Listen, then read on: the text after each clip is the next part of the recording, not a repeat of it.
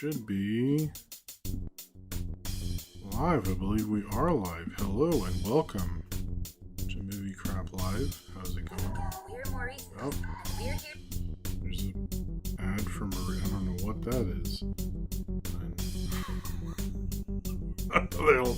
Another Jesus, YouTube. Okay, hello. Okay, there we go. Hello. Thank you, thank you, Cornbread, for telling me to do that. Also for guessing the energy drink. I'm gonna give it to you. Okay. Hello, K-Master, Austin, Purple Goop, who's drawing a little dude. Awesome. Nathaniel Fogg, I see you there.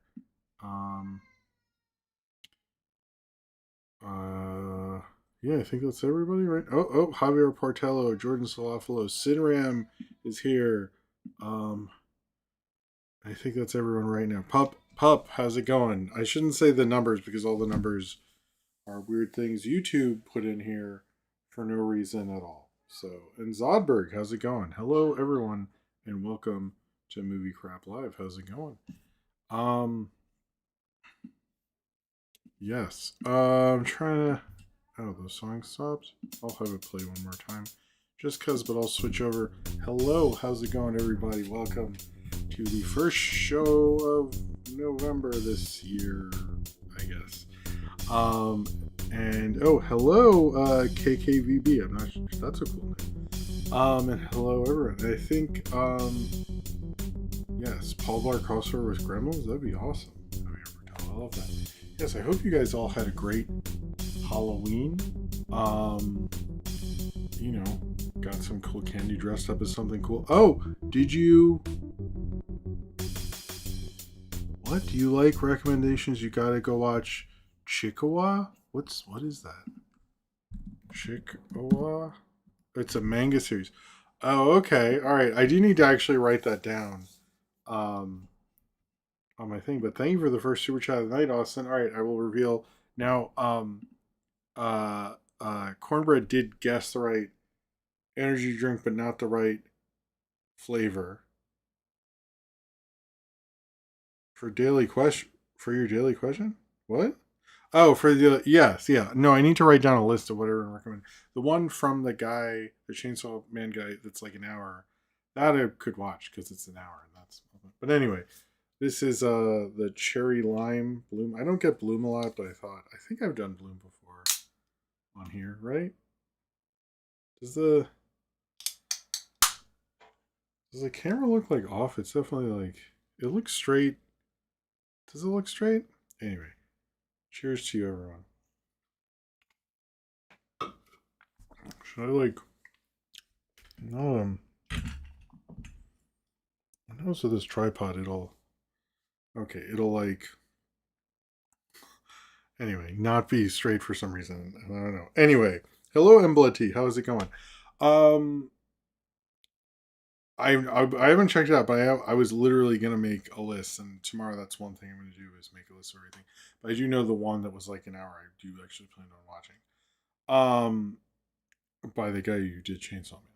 But thank you for the recommendation. I would like to get into more, but there's like a lot of movie stuff, and I'm thinking that one on Netflix that Nolan recommended that you all also recommended was cool. So, you know, I think that I don't know, it'll be interesting. But I'm interested in getting into it. I don't want to be like one of those channels who like I thought a lot of people were trying to do Chainsaw Man, I guess, because it's popular. But I don't know. I would like to get into more stuff with that. But yeah, Halloween was pretty cool. Had a good Halloween. I watched Horror of Dracula because my daughter's really into Dracula movies. I did not get to watch. I think I said Crawl, Cujo, and the Beyond, and I only got to watch Cujo and finish Cujo, which was good. I like Cujo.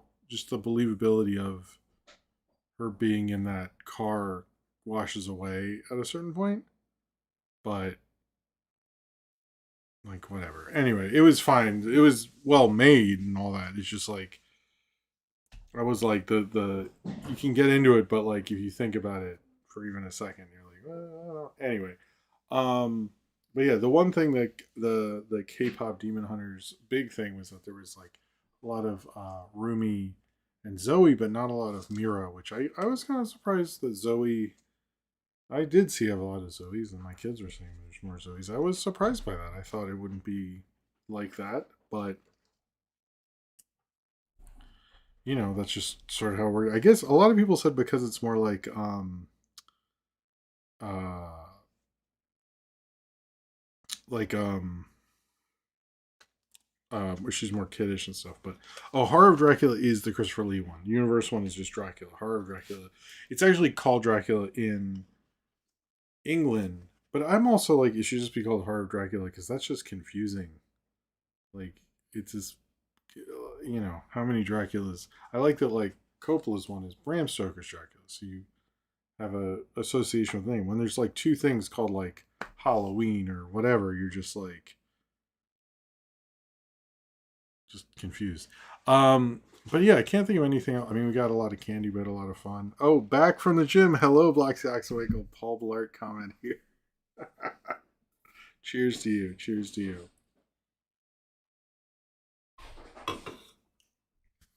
Um, just call it the real Dracula. I think they've done. I feel like they've done so many different Draculas. They might as well have done that. Uh, that's a good point about the hair cornbread. That's a good point. But yeah, it was a good. I can't think of anything other crazy stuff. I didn't really dress up myself. Watched some horror movies. Went to bed. That's or just horror Dracula because I was just tired. Um, but it's kind of crazy. It feels like more time has passed since, even though it was a week since last show, but it feels like, Mira did have a stick. Maybe that's really what did it. It was the stick that did it in there. Um, but yeah, we also we went to the Statue of Liberty and we got to look out from my wife was cool enough to get tickets to the crown of the Statue of Liberty, which is like really hard to get to. You have to do it months in advance. So if you watch the MF Doom remix, that's a really crazy view. That's from the crown of the Statue of Liberty, which is not like how X Men portrays it. There's not a little room in there for no reason, which is like anyway. I notice all the movies take a lot of liberties, but it's hard to get up there. So maybe they like are like we could research this, but maybe we won't. But it's nice. It's a nice island. It was a nice trip. But yeah, if you're wondering where that view is, but I couldn't do. I had to slow it down because you don't have much time up there, so I couldn't really hold the shot very long. But Modelo Butterfly with your super chat there. Thank you very much, Modelo Butterfly. Cheers to you. Um, and then finally, I guess was the Dracula mean Nosferatu. I will say the Dracula Nosferatu story. I hear that versions of that story so often. It's like you got you go into you have this thing and then the girl has the psychic link and like I'm so used to all the variations of it. It is horror Dracula takes a different twist on it. They all kind of do different things. You kind of gotta mess with it a little bit, which I enjoy. But there's so many. The other things. There's so many good ones. It's like although I didn't like the newer Nosferatu, I guess that's the only one I'm not really into. Um, but yeah, the Zoran victory was amazing. It's nice to have actually voted for something that worked out. Although I had a lot of anxiety that day that like I was like, we're not gonna get this. This is I know everyone says it's gonna work out, but it's not gonna work out. And um, this is it's gonna be Cuomo or something shitty like that. Even though I kind of knew the way the media in New York was like, well, the polls are getting close. That was just a way to incentivize you to watch their coverage. And I was like, I'm pretty sure, but obviously I have more anxiety about elections now than I did before. I used to be like, we're fine, and now I don't think I'm ever gonna never gonna feel that way about it. I mean that yeesh, man. One of the few streams I'm like, maybe I shouldn't have streamed on was the after the election. I was like, maybe I should have just waited because whoa, that was like too raw. at the time. Anyway, but yeah, I'm glad. And hey, someone I got to vote for and be my mayor and stuff. I mean, we'll see when he's the mayor, but he hasn't gotten to legally do anything yet. So when he legally can, we'll see. But as of right now, I really like him. So, but that's pretty cool. I'm excited that my vote possibly brought something good. I mean, we haven't seen it happen yet, but I have a good feeling about it, more so than I did on election day. K-pop Nosferatu hunters. I like that. I like that Nosferatu only happened because of legal nonsense and has like continued as a brand, even though it's literally just Dracula, but the vampires called something different. That's like the whole thing. It's like the whole thing. It's like the same shit. But because what's the guy's name who's not Van Helsing and all that stuff? It's like Nosferatu's. I don't know. I think you really got to get a foreign director. I don't think Americans can make Dracula. German people make Nosferatu. That's how I feel about it, at least. Hey, William Ullman's here. Um, uh, but yeah, it was cool. It was cool. The election working out was very nice. So I was like, oh, this is like exciting. It felt like relieving, and his speech was wonderful. Although, and he referenced Spider-Man in the speech, which I was like, he was like 10, 11, rough math when Sam Raimi's Spider-Man came out. But he said, you have to go through all this, you have to go through all of this. I was like, man, Sam Raimi, you should be proud. I was like, does anyone ask him? I was like, so you like Spider-Man? Although I heard he liked Harold and Kumar, but I did notice, like right when he said it, I was like, that's from Spider-Man. That's not. It's a good line though. It's a good line. You know. It would be funny. He goes, and if you see, you go, hey, that guy, hey, he stole that guy's pizza. Um, uh, but yes, I don't think I have too much. Oh, the else I heard about the Smiling Friends pop up. I would like to go to that. I'm gonna try to go to that because I missed the big head in the park thing, but I didn't know about it till like after. So this I know about before. Most of the Smiling Friends things in New York I've never been to, so I'm excited because I like Smile. Although I'm behind, so I got to catch up, and then I'll feel like I didn't. Even though I watched season 2 a lot of times. Anyway, before we get into stuff, throwbacks this past week at least. I forget what was the Halloween. Oh, Scooby Doo Project was Halloween. Sunday was Mighty Mouse: The New Adventures. I actually showed my son old Mighty Mouse, and I'm going to be honest, he really liked it. It was cool. It's more silly the older ones than I realized. I realized I don't know the older ones very well. Maybe I should have when I did the New Adventures. I kind of, but like they did a part where it's like, "We'll see you next week," and it goes, "Oh, I don't want to wait next week," and then they just continue the cartoon. It was cool. I did not watch the Terry Tunes thing because we were at Statue of Liberty and stuff when it came on. I know that was a big Me TV Tunes moment this past Sunday, but I was able to repost the review of Mighty Mouse New Adventures, which in its big network TV debut again, which I don't think is played since the late '80s, unless I think they replayed it in the '90s or Fox Kids did maybe, but it's been like a long 30 years or something, so that's pretty cool. But yeah, as well as my Peanuts review, and I think tomorrow will be Frankenstein. As well as this past week we had the reviews of the I did that like ranking thing only because I wanted to test out the new mic. So sorry if that was a little lame. Especially there's another one coming out with that mic, but I put it in the computer, and that was the only one done straight to the phone, which makes me nervous. And then the MF Doom thing, Chainsaw Man season 1, Reze Arc, hopefully will come out soon. And in good copyright news, I won my TLC Waterfalls appeal. So if I'm that video is totally done. I'm not sure when it'll come out. There's always some reason I can't get something out. So potentially that could come out on any day, TLC's Waterfalls. But it will come out now. Before it was sort of like blocked by TLC's people, but YouTube ruled in my favor, or nobody responded to me. So I won by default, which is usually how I win these things. YouTube's like, I mean, you did make an argument and they said nothing. So anyway, if you're wondering, TLC's Waterfalls hopefully soon. I don't have an actual date for it right now, but I'm proud of the video.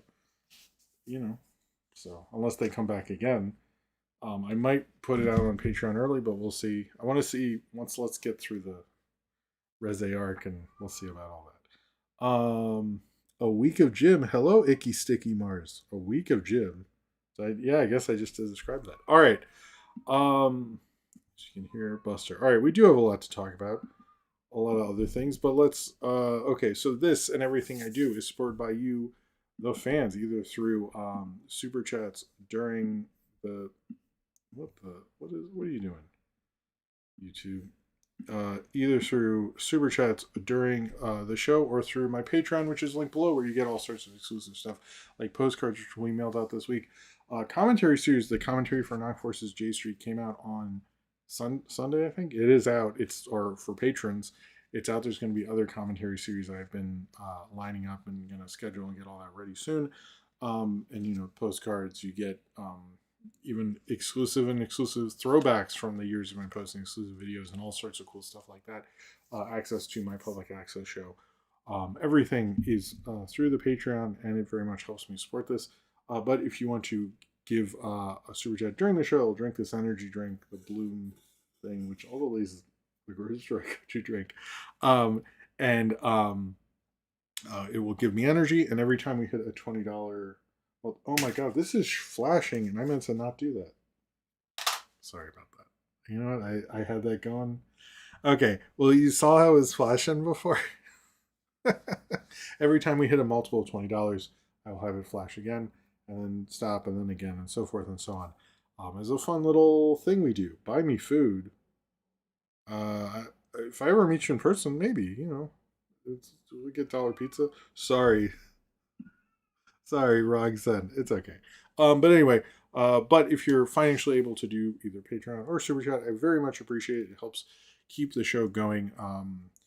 Which I very much made that money to do all sorts of things. I have postcards in. I actually counted almost 8 different postcards. Sorry, I have flyers in 8 different stores right now, which is pretty amazing. Actually, I realized it today. I want to get to 10, but I'm at 8, and I think that's pretty good. I'm feeling good about that. In Manhattan and Brooklyn. Yes. Anyway, in various locations, including Forbidden Planet, which is the only comic book source, Forbidden Planet.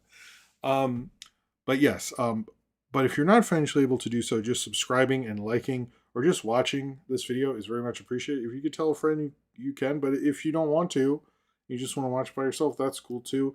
Just watching helps this channel if you have a YouTube account or not. But obviously, if you do, subscribe and hit notifications and all that fun stuff. Of course, if you would like to have that option, you get the community page, all that wonderful stuff. As well, also, I forget to say this, TikTok, YouTube, yeah, I'm on YouTube, I don't know if you knew. TikTok, Instagram, Twitter, Blue Sky, Tumblr, Facebook fan page, it's all in the description down below if you would like to join any of those.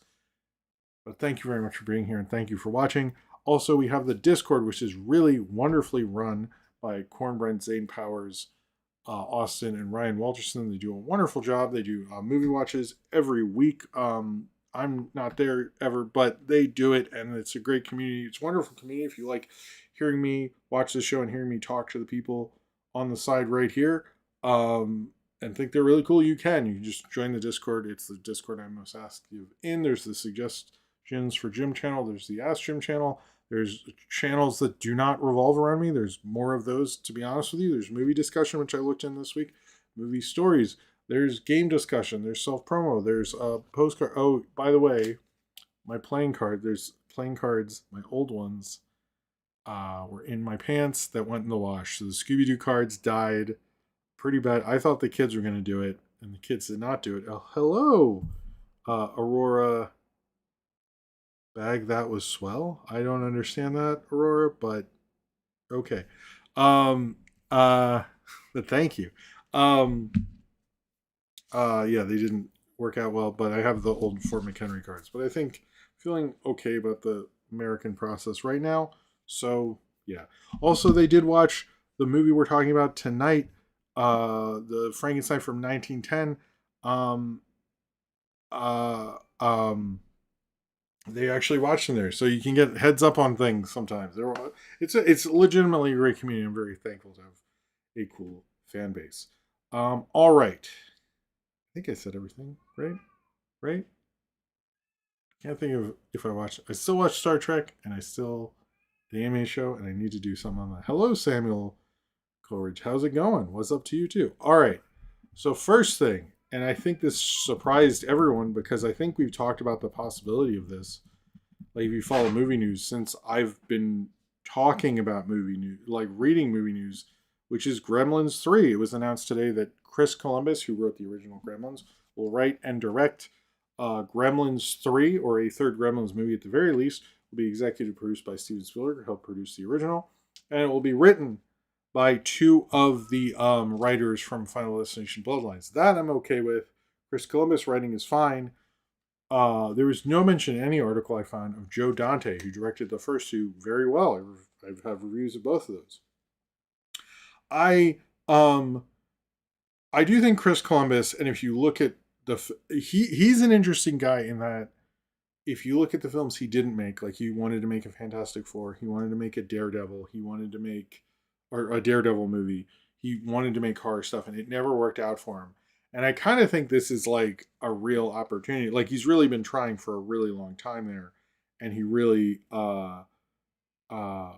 I get the opportunity for him, and I hope he's up for the challenge. And he did write it, but why? What's going on with Joe Dante? Like to me, this is a Joe Dante franchise. Frankly, if you ask me, shouldn't Joe Dante have directed Jurassic World or a Jurassic Park movie? Joe Dante is fun, but they chose not to do that. They wanted to go with Chris Columbus. Chris Columbus is a good. Yeah, I'm not sure if Joe Dante turned it down or the studio said no or what the situation is. They're always sort of weird on stuff like that. And I haven't heard anything from Joe Dante. I did mention this first off, I think people I had to explain it because I was like, I bet people think I'm just doing one of those name a famous director thing. I do actually think like Jordan Peele, it should be I would have literally if I was the studio, I would have been like, can we ask Jordan Peele just because like I feel like we should. Because man, I love that skit where he's like, it's like he was absolutely in the movie, and he goes, none of that is in the movie. Oh man, Key and Phil. Every now and then, I'll just find it on TV because it plays on all sorts of channels. It syndicates a lot, and man, that Gremlins 2 skit. I don't know. I kind of think. Oh yeah, Chris Columbus did produce Nosferatu. Thank you, Austin. I forgot about that.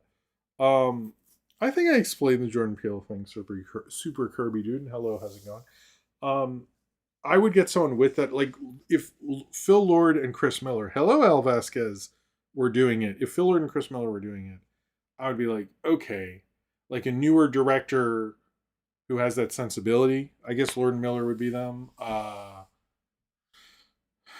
Yorma, is Yorma do Naked Gun? Like someone like that, but Columbus is just like kind of. I think the thing with Christopher Columbus is I think the most I liked him, and I'm gonna actually I'm reviewing a Chris Columbus movie soon that one of the movie review, but I think he was this best working with John Hughes. I don't necessarily like him as much, even his Harry Potter stuff. It's just like not he's a little too studio friendly, or then he goes on a bit sometimes, and like he's very long in the tooth. I don't know if I really want that from Gremlins. He did write it, but it's like to me, like, don't we all recognize that, like, uh, um, don't I don't know, don't we all recognize it's a a Joe Dante version of stuff? I'm curious. I mean, I know like Gremlins clearly. I think they can tell it gets watched every year and it still gets discussed and sells a lot of merch. And Lil Wayne infamously said when was it that freestyle he randomly goes, when I was 5, my favorite movie was The Gremlins. Don't got shit to nothing, but I thought I would just mention. Um, it's a big franchise, but I don't know. I don't think it'll be horrible with Columbus involved, and I think like it has the right people, and I think it'll be fun. But I am like I'm not in love with it. Like I didn't see Joe Dante's name in that announcement. Even as like a producer, or he's writing it, he didn't want to direct, or like Columbia. It's like Joe Dante making another Gremlins movie without Joe Dante at all feels off to me. And I really wish, or anyone with his sensibilities, just seems really weird, and I don't really understand. I understand you want a Gremlins movie, and this is like a good way to do it with Columbus. I'm not saying that's not a terrible idea, but I just don't get. Um, I sort of don't get like not leaving Joe Dante out entirely seems a little bizarre to me. So I don't know. I'm kind of like okay, but I'm also not in love with any of this. So Joe Dante is involved with Gremlins Secret Magua. That's what I thought. So I'm also confused. Like, what was it that they didn't want?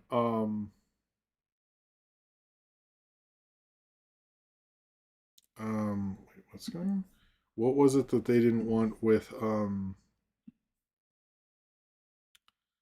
that worst person they could get for Gremlins 3? Worst like director? That's a good question actually, Zane Powers. Worst person they could get for Gremlins 3. First off, cheers to you, thank you. Thank you for the super chat. All super chats are appreciated tonight. Thank you. Um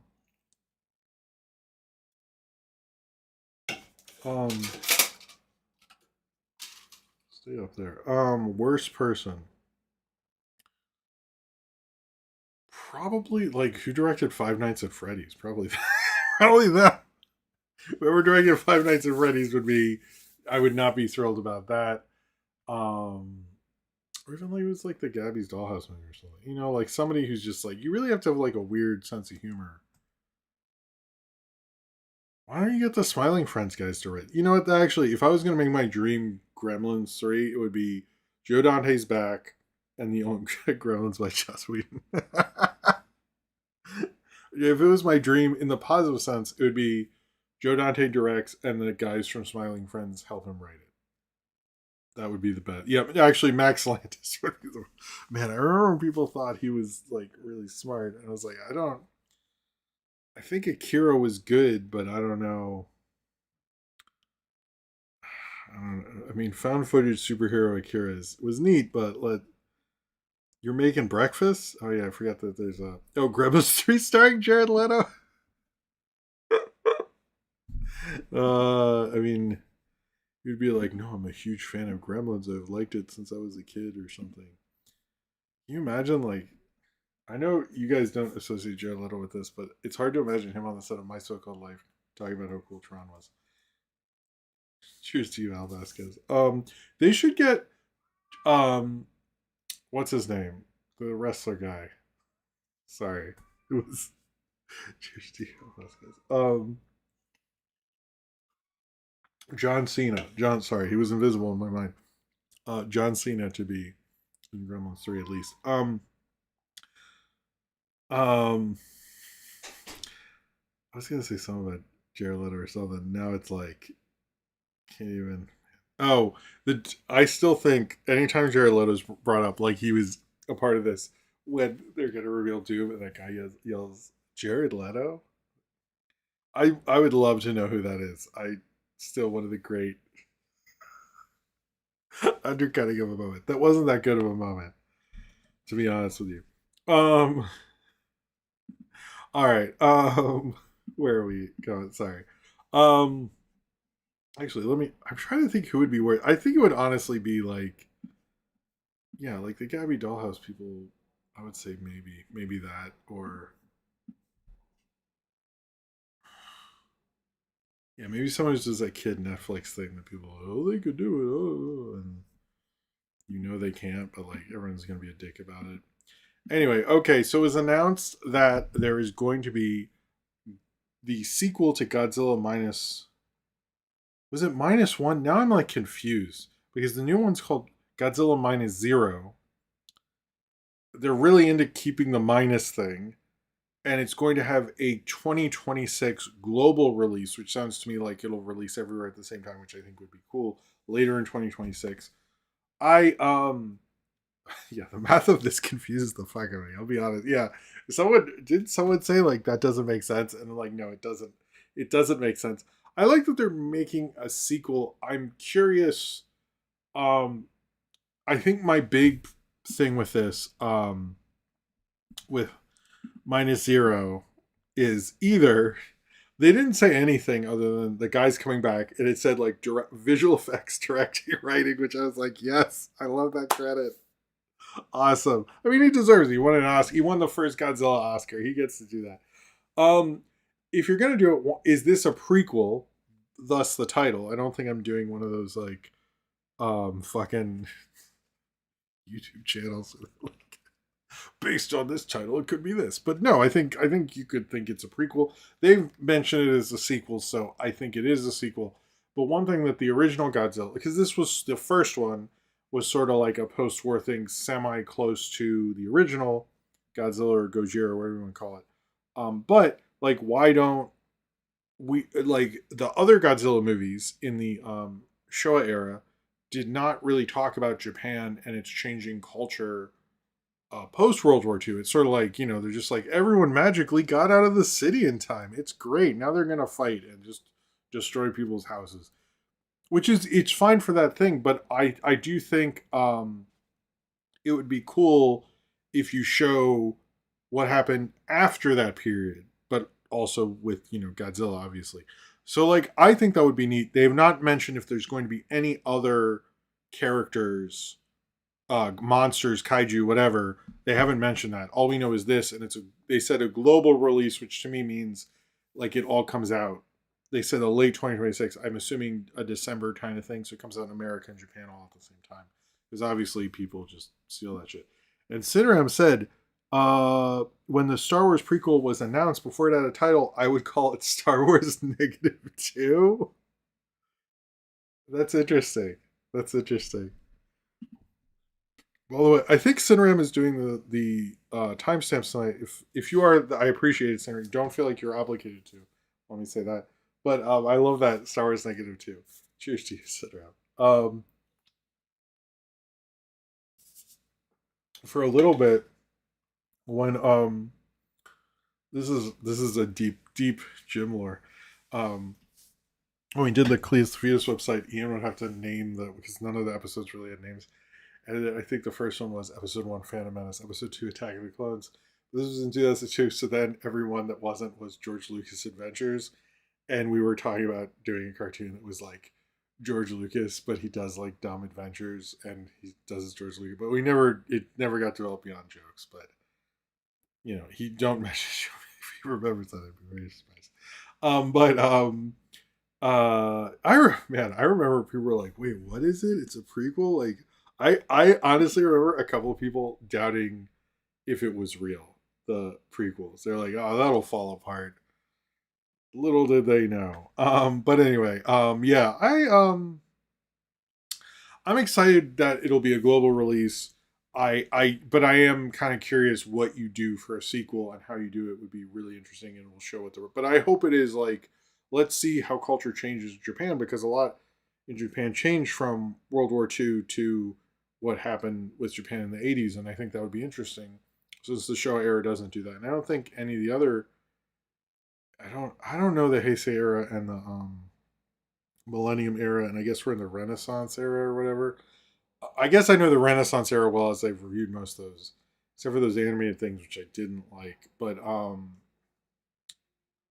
yeah, I don't know. I'd be curious. Oh, okay. Dan would know this. He said 2 Godzilla movies releasing within a few months for the second time this decade. What a time to be alive. Yeah, that's true. Oh yeah, because Godzilla vs Kong.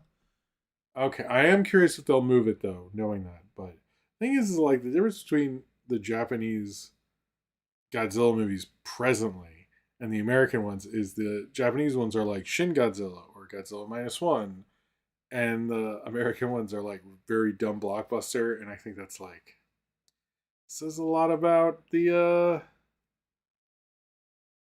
American film industry. It's all and its perspective on movie making. Anyway, But yeah, also everyone check out Cinram's channel because he's doing timestamps. It'll be right above the timestamp saying timestamps by Cinram. If someone else wants to do it one week while we're doing the show or something, I will also let them have that credit above. But you should check out his channel; it's a great channel. Anyway, the Reiwa era is what this. Oh, it's okay. I heard the. Okay, see, I don't know. I don't know. Is that based on the Emperor of Japan or like are there emperors still? I think the original one.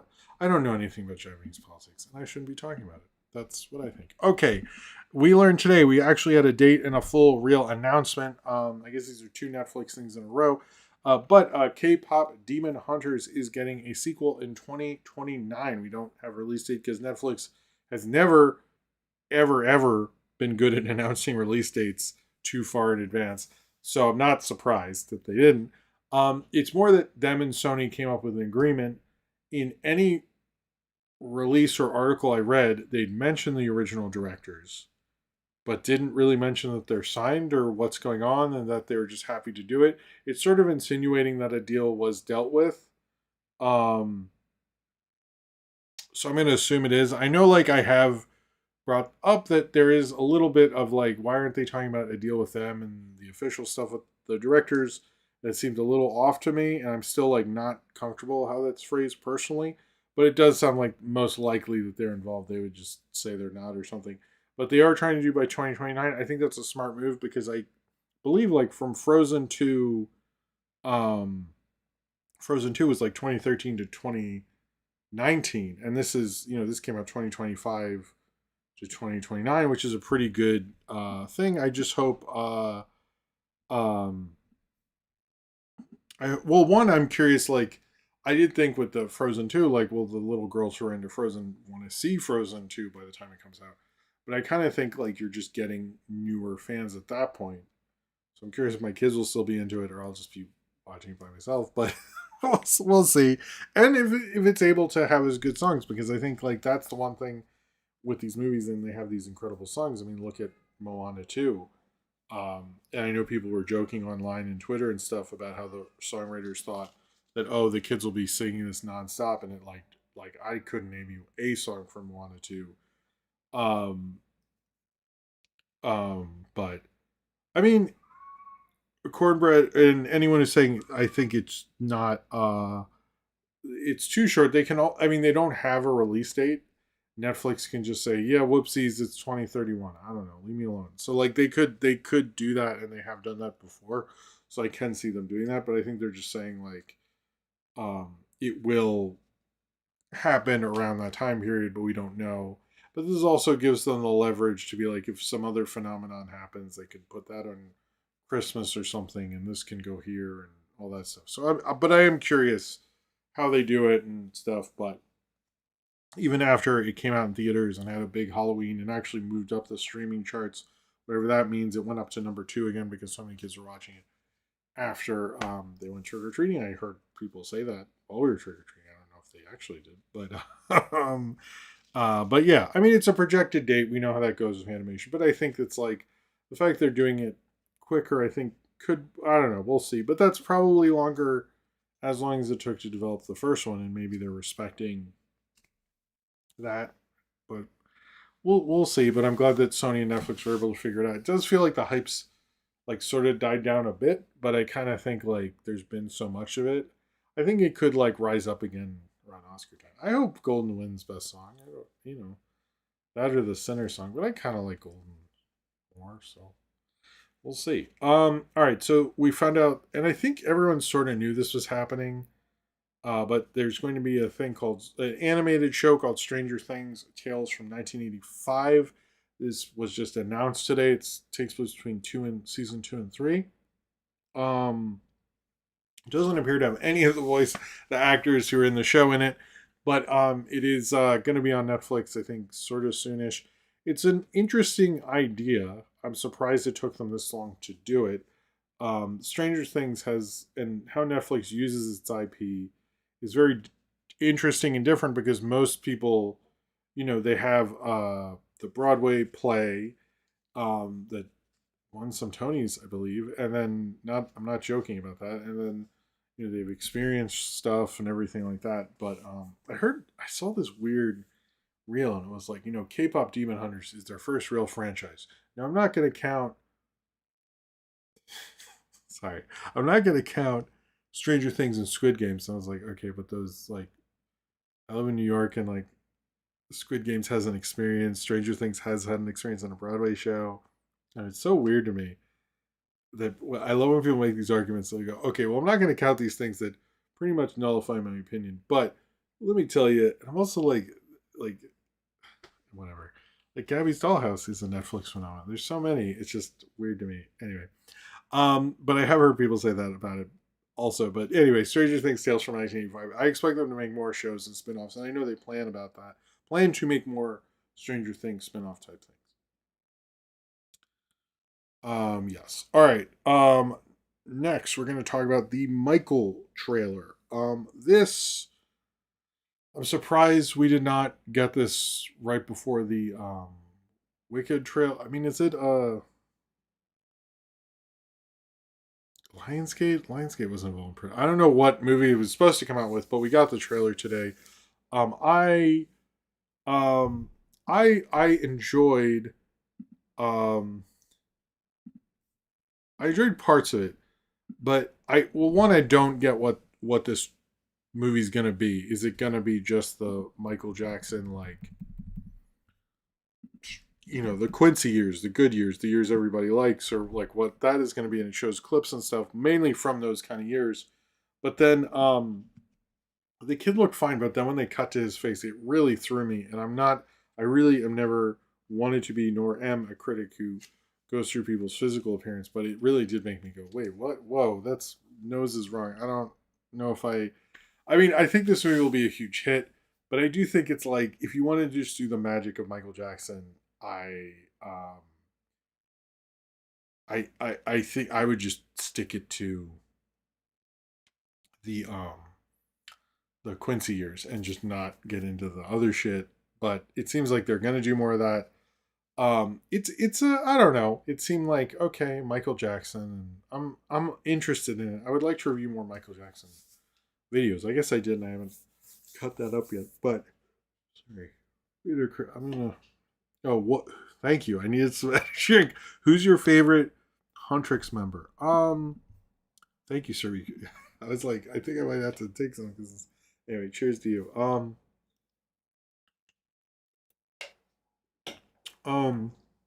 hmm.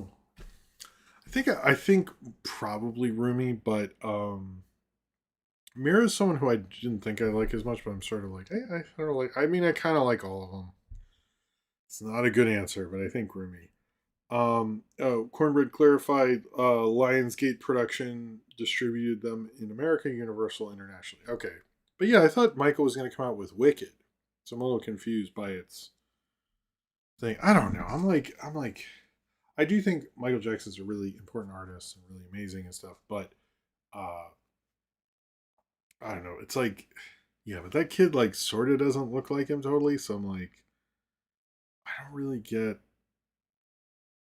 Anyway, I don't know. I don't know. It's also like he's a very visual artist. I would not want. I don't know if Anton Fuqua is the right director for that. I think isn't Kenny Ortega, who did the High School Musicals and stuff, who did work with Michael Jackson a lot. I'm like confused why they didn't ask him, or they thought like, oh, we want to do this serious thing, or I don't know. I think it's probably going to be. I don't have the greatest feeling on that, but I would like to review Moonwalker and maybe just the um all the Thriller music videos because those are all good. I was thinking about that since I'm gonna try to throughout the course of since it's the 30th anniversary of Melancholy and Infinite Sadness and stuff. I was thinking like another great, obviously great like music videos attached to an album like music video run would be Thriller, but it's only three videos, right? It's like Billie Jean, Beat It, Thriller. I don't think there's any other Thriller video. It's just those three, right? I mean, Bad has like a lot of videos, but I think Thriller, it's just those three, right? I think if I'm forgetting one, let me know because anyway, I don't know.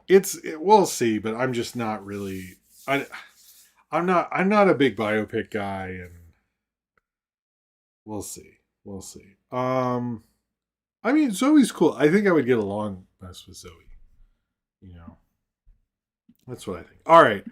So we learned this past week that the Mummy will be returning the movie franchise with Brendan Fraser and Rachel Weisz, and are going to team with um, the filmmakers Radio Silence. Brendan Fraser and Rachel Weisz coming back. That sounds really cool. Sounds fun. I'm a little surprised this didn't get announced like 2 years ago, but it is announced. I just again I confused like why are we not hearing about like a better, I don't know, the director choice is odd to me. Like Radio Silence doesn't make me go, oh, The Mummy. Like just like they're not really adventure directors. Like I don't know if it's like they were most excited about it, or that's who the studio, I guess is Universal, is more high on, or something like that. But just to me, just doesn't really make a lot of sense. But I am curious to see them go back in. The big question is, does this retcon the? Are there three of them before this? I didn't see the one in China, so I don't. I remember there's a one in China, right? Because Universal was doing the Olympics thing, and they care. How many Mummy movies are there? The Mummy. Let's see, 1999. No, nobody tell me. I'll just react to a fact that it's a remake. Da-da-da-da, da-da-da. Oh, Mummy Returns. They didn't make another one until 2008. What was going on there? So Mummy Returns, Mummy Tomb of the Dragon Emperor, and then the Scorpion King. Is The Rock coming back? That's the real question. That's the real question. Is the Scorpion King going to make an appearance? I mean, this seems fine except for the radio. The radio silence thing made me go, what? Like, I don't, I don't know. I would have gotten an action director like Steven Summers. What's he doing? Like, he didn't die, did he? I mean, I would get an adventure action director, but we'll see. But I just, I don't, I'm not really 100% on the director choice. I just find it very weird. Oh, Sidram, thank you. That is actually a good point. That say with Michael Jackson, Paul McCartney it was, yeah. That I've heard people actually think it is on Thriller before. Said we get Baby Be Mine, which is maybe the worst song on Thriller.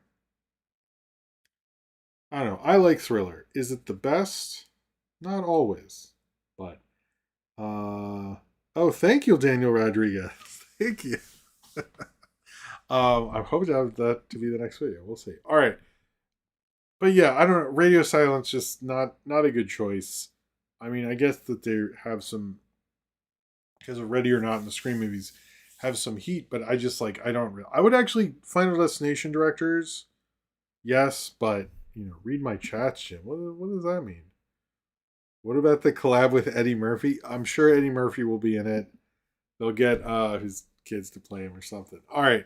So let's talk about the Miss Piggy movie. This got announced actually by Jennifer Lawrence on the Las Culturistas podcast, which I skimmed through and couldn't find the exact thing, although I found isolated parts. It is going to be written by Cole Escola. They are writing it, and then it will produce, and she said star, both Jennifer Lawrence said this, that herself and Emma Stone will star in it with Miss Piggy. And mentioned that she thought it'd be funny if Miss Piggy was in fact canceled, and she has to like make her way back from being canceled. I if let's say, I mean, this was an interesting way to announce it. I do have some, because Jennifer Lawrence has announced more comedies that she's not been in. Like that's kind of like like there's certain people, like I talked about Chris Columbus and horror movies. Jennifer Lawrence, I think she was going to do that Amy Schumer comedy for a couple of years, and that didn't happen. I remember a couple others that really didn't go anywhere. This sounds like something I want this to happen. Let me just say that. But Cola Scola, who did Oh Mary, which I did see on Broadway, I was a big fan of it. It's a really funny show, and Cola Scola is an amazing interview, an amazing person, and a great writer. And seeing O'Mary, the show, the Broadway show, I will say, hold on. Thank you, William. Let me get to that. I will say that that I can't think of a more perfect person to write a Miss Piggy movie. I think that would work out 100% correct. As a Miss Piggy, like it would be the greatest writer you can think of for a Miss Piggy movie. Just knowing O'Mary, so I really gotta say, I'm excited for this just based on who's writing it. With Jennifer Lawrence and Emma Stone, I think would be also really good because they're very talented actresses. I think Jennifer Lawrence underrates herself a lot scrolling through it as a comedic actress because No Hard Feelings, um, she was really good in that. I thought that was a good comedy. I was kind of hoping every year we get one from her or every couple years. It seems like she's weird about it, but like she was a very good comedic actress as well. So not that that's her best work, but I thought she was very good. Anyway, William Owen, thank you for the generous super chat. Said, fun fact, Simon once said that during the voice recording of The Simpsons, someone gave Jackson a giant Bart Simpson doll, and when he thought no one was looking, Jackson started kissing the doll. That's weird. Really? I mean, okay. Cheers to you. Cheers to you, William Owen. That's why I'm saying don't do anything after bad. Don't do that. Just be like, maybe I should work with Teddy Riley. End of movie. Movie's over. No, we don't want to know. Just, you were smart. But then they'll go, black and white was important. No, it wasn't. Shut the fuck up. Just stop. I know this movie's going to have a part where like, but blood on the dance floor didn't sell enough. Okay, we are past the $20 mark, so we will do the blinky lights. Interesting, we got a preview. But anyway, I don't know. I would like this Miss Piggy movie to work. I think with their star power behind it. My other concern is Bob Iger notoriously does not get the Muppets. This is like not a joke thing, it's a real thing. The only reason we have the Muppet Show on Disney Plus is because of Bob Chapek. The only good thing that guy fucking did was that he liked the Muppets. That's like the best thing he ever did. So I do think if Bob Chapek, we would already have a Muppets movie. We should have supported him in his shitty opinions just for Muppets. But something on my sound. Anyway, but yeah, I mean that sounds like an awesome movie. It sounds like a great idea. We don't have a release date. It was sort of just she announced it during the podcast. Although I couldn't find like what section it was announced, but it sounds like a great idea to me. Like everything I've heard about it, like those two, Miss Piggy, all of it sounds wonderful. I very much hope it happens. I'm not saying her Amy Schumer thing because they talked about that openly for a long time. It didn't happen.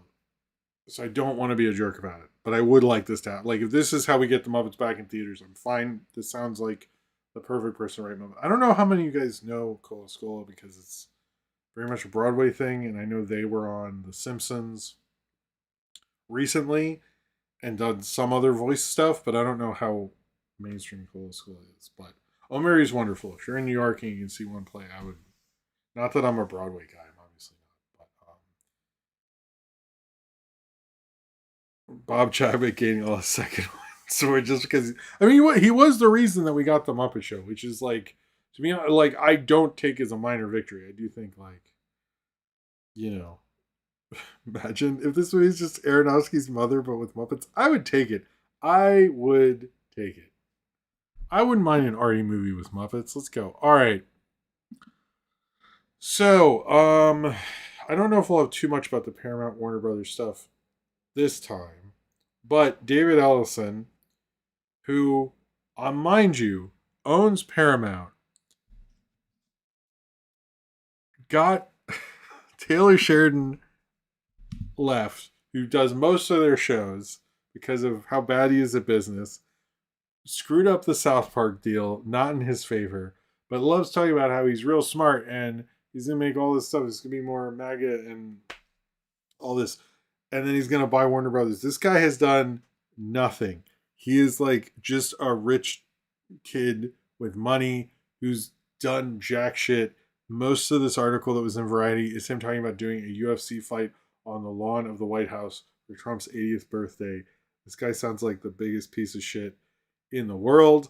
I'm honestly sick of him because it's like I want to be like, but dude, you haven't done anything, and the few things you've done are stupid. And then I also like reading about how when he screwed up the um, the the deal, what I just said his name, the Yellowstone guy, when he screwed up that deal, everyone's like, no, but it's a good move because when people see a Taylor Sheridan, sorry, when people see the Paramount Plus, they just think of the Taylor Sheridan shows. And so what he's doing is he's like freeing them. And I'm like, so he's freeing them from all their hit things that make money? That's what he's freeing them from? Like, I'm not going to take the side of like he's a good executive because I have nothing to go on with this guy. And he's like a huge Trump guy.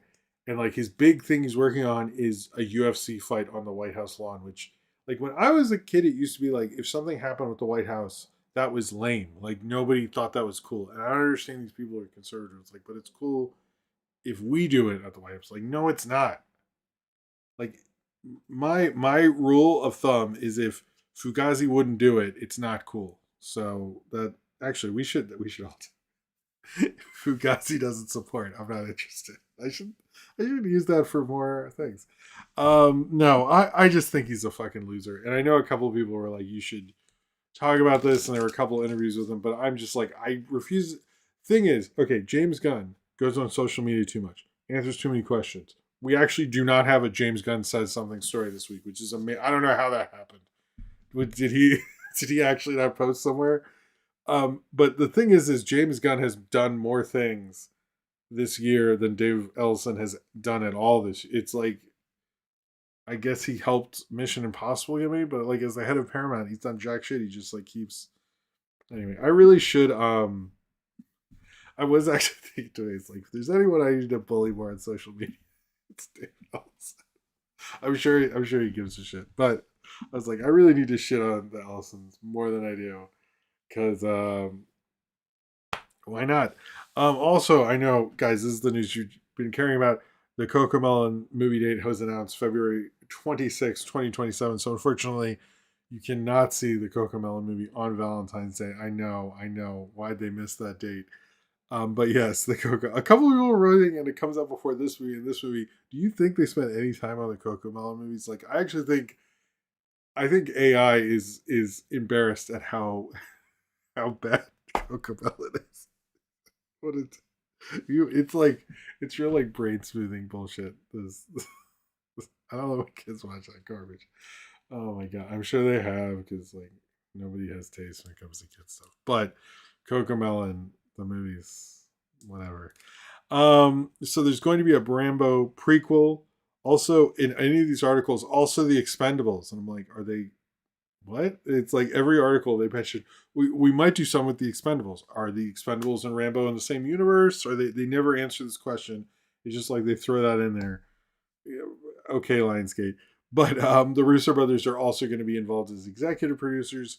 I don't get why. Like, okay, I think this Rambo stuff is like, you know what the best Rambo movie is the first one, and the rest is like not really. I don't know. I don't think Rambo is the franchise people think it is. It's not Rocky and it never will be. And it's just like you're never gonna get um uh you're never it's just I don't know. I'm like just make a different thing. Didn't Rebel Ridge just do First Blood anyway and did a really good job? But I don't know. Oh hey Rocket Lobax, how's it going? All right.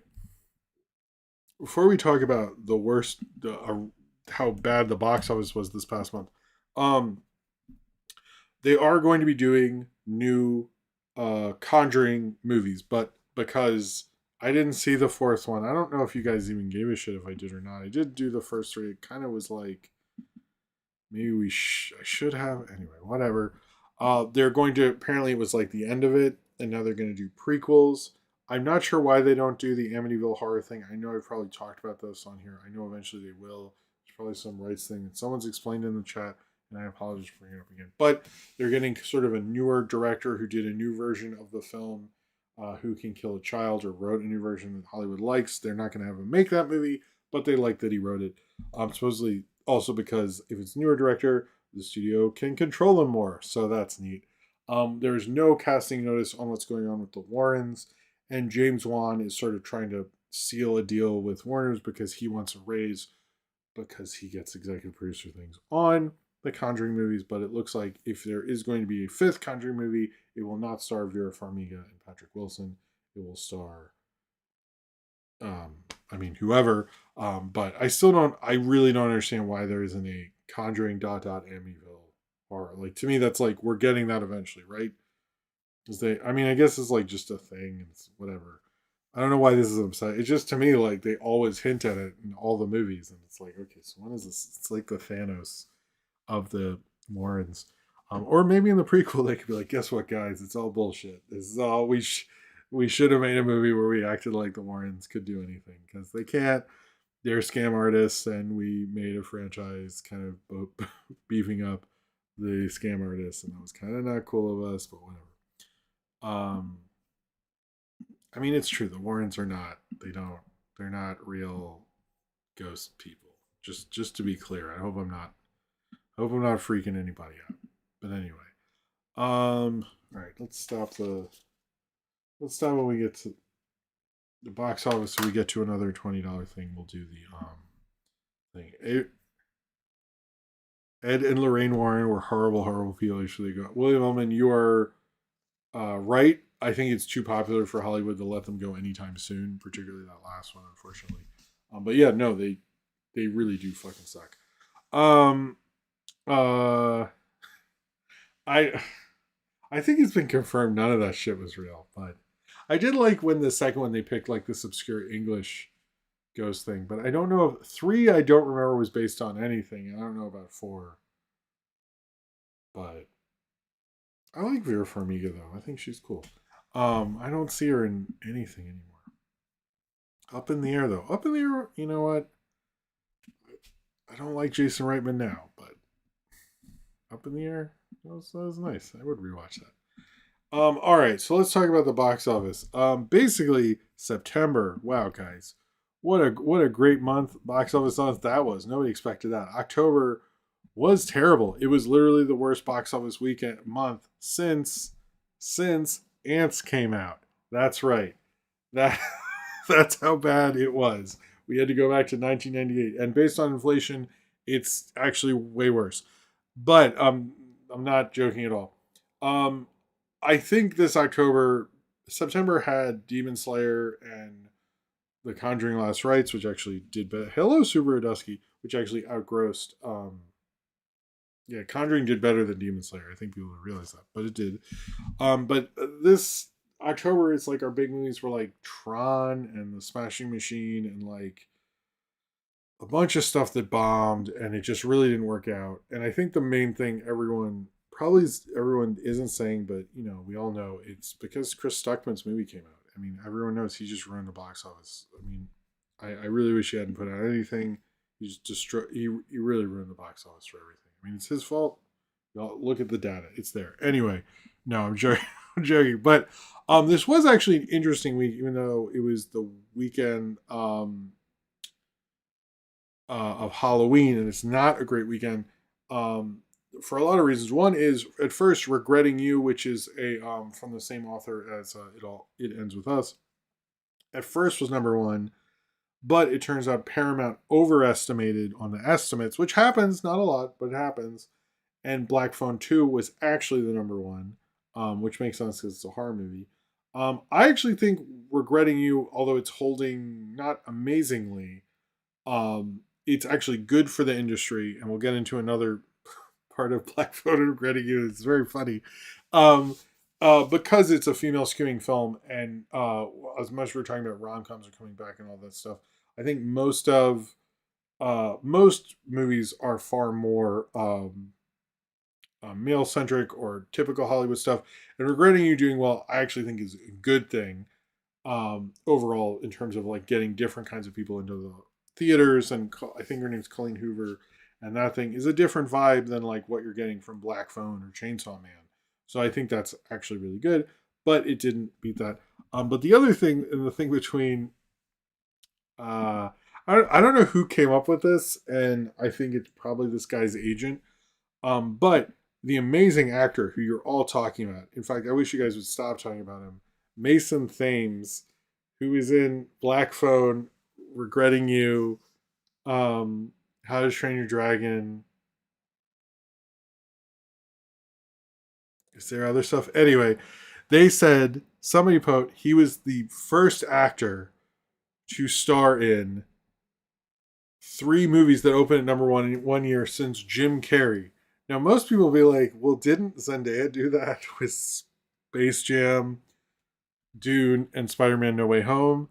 And then other people brought up other people that had done that since Jim Carrey. One was The Rock in 2013 with, I think it's like Fast and Furious, G.I. Joe, and Pain and Gain. And then Sam Jackson did it actually three times. Sam Jackson has done it three times in 2002, in 2008, in 2019. He had three movies that opened at number one. And Robert Downey Jr. also did it at number in 2008 if you count his cameo in The Incredible Hulk. But yeah, I don't know this guy Mason Thames. I don't know why this guy was like who in his team pushed this or like what was it? I'm sure if they were involved, they're not gonna admit it now because it's fucking embarrassing.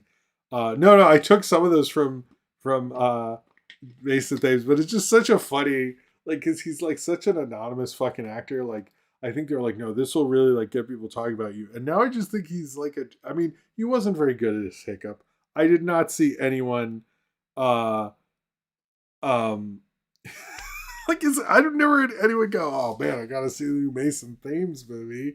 It's like, and I was there for the Jim Carrey thing. People were hyped, but it's also interesting, like how people count what would count for getting people to see you and stuff. And I'll say this about that year, and I do remember I was there up until I would say The Mask, which he did that like I believe Ace Ventura is January, Dumb and Dumber is I forget, but I know The Mask was the summer. But by the time The Mask came out, the first two movies I remember at school, people were like, "Who's Jim Carrey?" Oh, the white guy on In Living Color. Like that's all he was to people until The Mask and the Cable Guy, and like then he was Jim Carrey. But I still remember when Dumb and Dumber people would go, "Wait, who's Jim Carrey?" I go, "He's the white guy in In Living Color." People go, "Oh yeah, I know who that is." It's like that was his only. Not to. I think that's an insane year, and I actually think, um, yeah, like, and each one got a car. Yeah, Mason Thames. Where's the Black Phone cartoon show? Where's the Regretting You cartoon show? Where's the How to Train Your Dragon was live action and then became a cartoon show? Jim Carrey had three cartoon shows. Sam Jackson does so many things. He might have three cartoon shows and not even know it. Man, actually, why doesn't The Rock have a cartoon show where he fights mysteries? That would be really cool. That's what he should be like the hierarchy. The hierarchy on I don't know where his show would be on Paramount Plus. He should really play that up more. It stinks that he.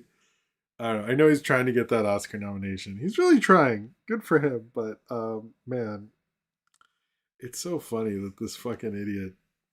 Whatever. It's not his fault. I don't actually think he did it, but he looks like he has such a bland like white guy face. I just don't get it.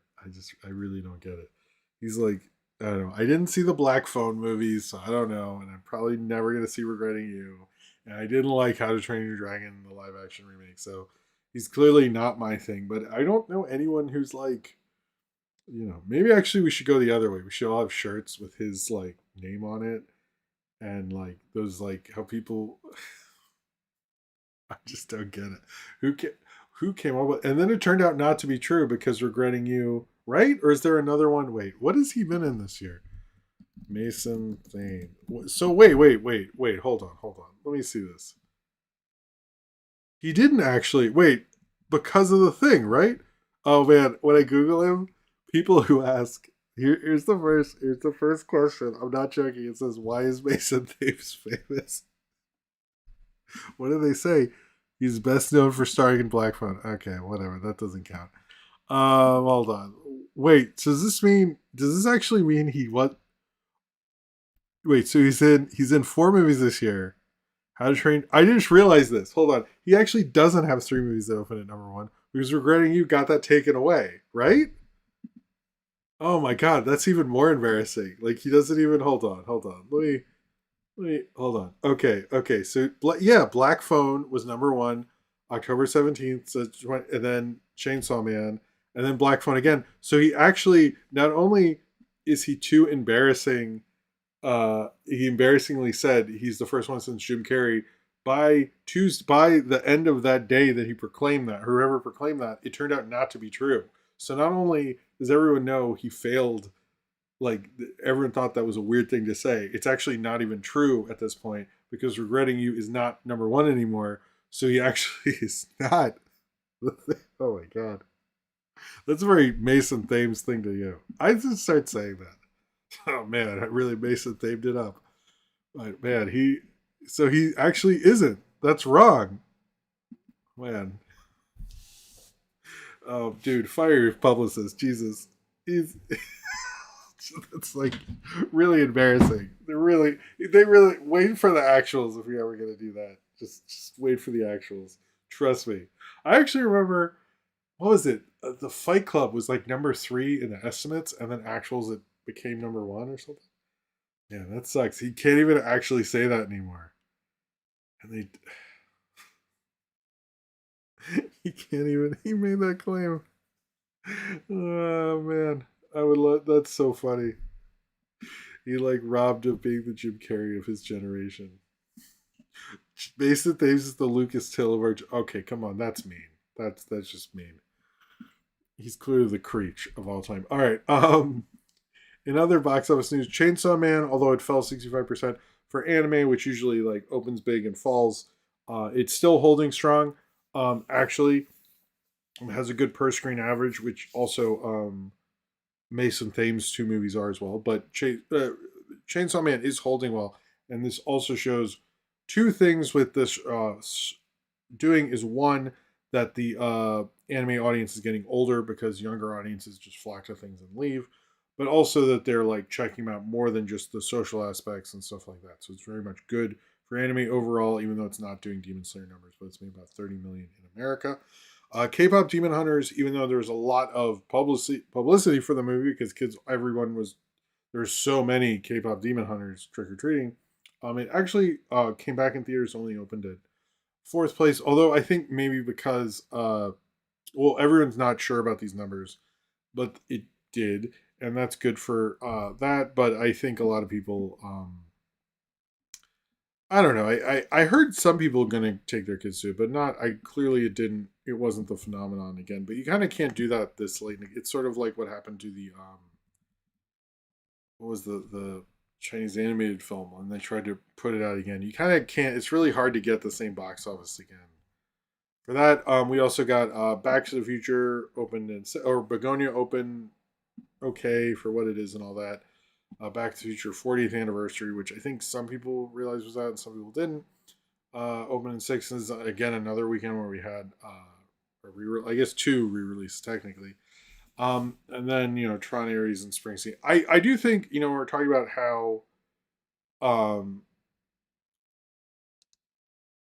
I mean I don't know. October was a really bad month and it was not good at all in terms of box office. But I think part of that is a lot of like Mortal Kombat 2 was an example. People are saying, well, it would have done a little better had Mortal Kombat 2. I don't think Mortal Kombat 2 was not going to make enough to like save October, but it would have done better. But I noticed like a lot of studios are moving things around strategically, and because they do that a lot more openly now, there's certain months just like fall off a cliff. Had there been something that really dominated, it really could have worked out for it, but there just wasn't. I do think like maybe relying so much on the male audience does hurt because look at Smashing Machines, Tron Ares, like nobody really was all that interested or even liked those movies. Like they weren't very well liked. So I I don't know. Had there been a maybe Mortal Kombat 2 would have made it a little nicer, but they moved that to May. So I don't know. We'll see what's going to happen overall with the box office, and I am hopeful because you have Zootopia 2, which is already trying to make 125 million. I know Predator Badlands isn't tracking really great, and I don't know what the Running Man, although there's a lot of hype around it. I think, and Wicked is huge, so I think it's going to work out in November. But this was a bad October, but also like I felt like we had the summer, then we had September, and like it has to slow down at some point. But it was like a really steep drop, um, which I don't think anybody saw coming or anything. I think everyone thought Smashing Machine is gonna work out, or I don't think anyone thought Tron Ares was gonna work out. That was kind of a mistake. All right. So in confusing video game adaptation news, I know there is a. I think there's gonna be a Roblox movie, but this is not about that. It's a thing called Grow a Garden, which is part of Roblox. I should not be trying to explain this. Um, but I just saw the Snoop Dogg's New Year's Eve special for NBC not going forward, you guys. So I just saw that. Sorry everyone, but what is going on? Oh, and everything's being okay. There we go. I saw Tron Ares again. You saw it twice, Nathaniel Foga. What is going on? Yeah, I don't know if it's the internet or YouTube sometimes. Um. Also, if anyone wants to give any super chats, we have I guess like an hour left, something like that. Anyway. Okay. So there's a game within Roblox. So you have Roblox, which is already a game, and that's a thing. And then what is going on? Okay. Sorry. YouTube is like Chrome and anyway. Um there's already Roblox, whatever that is. But then there's a game within Roblox called Grow a Garden. It's a game where players cultivate thriving gardens, trade crops, decorate worlds, and collaborate in seasonal events. And they're gonna make a movie of that, uh, which is different from uh you know what? I don't know what the fuck a Roblox is. I don't have to know everything. But there's like a game in a game, and they're making a movie of that game. There's gonna be a few the next three stories are I explained something that I don't understand why it's a thing, but it is. Okay, so next thing is there's a thing called Ibelin. This is gonna be like it's gonna make me seem old. Ibelin. It's a thing that was on Netflix, and it's about Ibelin. It was about the dramatization real world story of a gamer and his virtual alter ego in World of Warcraft, and they're getting Charlie Plummer, Stephen Graham, Tony Collette, Isabella Marced, Maisie Stella, and Anthony Hopkins have joined the cast. But there's a documentary about the Marco life of Ibelin or whatever, and it's directed by the guy who did the Imitation Game. Wow, this sounds like garbage. Okay, yeah, but I don't, okay. I don't get like, hey, there's a good documentary. Let's make a movie out of it. Like, bitch, it's already a movie. What are you doing? They didn't make a movie of Hoop Dreams because it's really good. Like, why do people do? Is anyone like, oh man, I know they made the documentary, but now that people are like doing the same thing but acting, now it's really great. It's just very weird to me. I don't, I don't really get it. Um, Amblin? No, it's Iblin. Whatever. All right. So another, I'm confused by this news. Guy Ritchie is making a sequel to Layer Cake with Jason Statham. Now, first you're like, wait, did Guy Ritchie direct Layer Cake? No, he didn't. Was Jason Statham in Layer Cake? I don't think so. It was a movie directed by Matthew Vaughn which I think was his first movie, who used to be Guy Ritchie's producing partner, and it actually is what helped launch Daniel Craig to become James Bond. But since this is for some reason a Jason Statham like passion project, and he's trying to get Guy Ritchie to direct a sequel to Layer Cake. So, I mean, I think the thing is Jason Statham people will show up to a Jason Statham movie, no matter if that makes sense at all.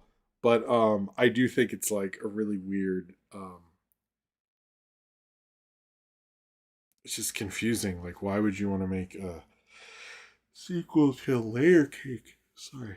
Um, like now, like it's just anyway. I remember liking it, but I haven't really thought. But I remember it is sort of what made people go, "Oh, this guy should be Bond," you know. But it's like very strange. I just don't understand why Guy Ritchie. I've heard a couple of people like, "Oh, he's back." I'm like, I mean, I guess, but whatever. All right, in I guess this is a pretty big news. MTV has canceled Ridiculousness, which begs the question: did MTV just cancel itself? Because that is all they play anymore is just the show that has like 40 million seasons or whatever the fuck. I apparently they want to play very more different programming and stuff like that, instead of just playing a bunch of music videos because it's like TV in 2025 and who the fuck cares. But I still see a lot of people wear MTV shirts, so I think there's a lot of nostalgia for the brand. But to me, it's like, they do their occasional reality shows and stuff, but their wallpaper is ridiculousness all the time, forever. But I mean, hearing they canceled it, I was like, what do you plan on doing? Like, what are you gonna do with your channel? That's all it is ridiculousness. Like, I don't understand. Like, what do you?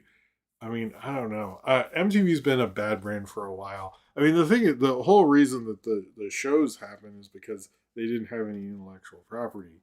So because the music videos they didn't own, um, and so but to me, it's like all you are now is like if you're gonna actually get rid of ridiculousness, just play music videos. Like I think like most artists would give you the music videos. Like I don't understand. Like just I don't know, but to be I read one the GQ article. I knew the woman who wrote that, and I thought that was very true. That it's like it didn't really offer. Does anyone have nostalgia for it? It's like I wouldn't even fall asleep to that fucking show. It's just like I don't know. I also am not a big like, hey, I made a show making fun of internet videos, ha ha ho ho, kind of thing.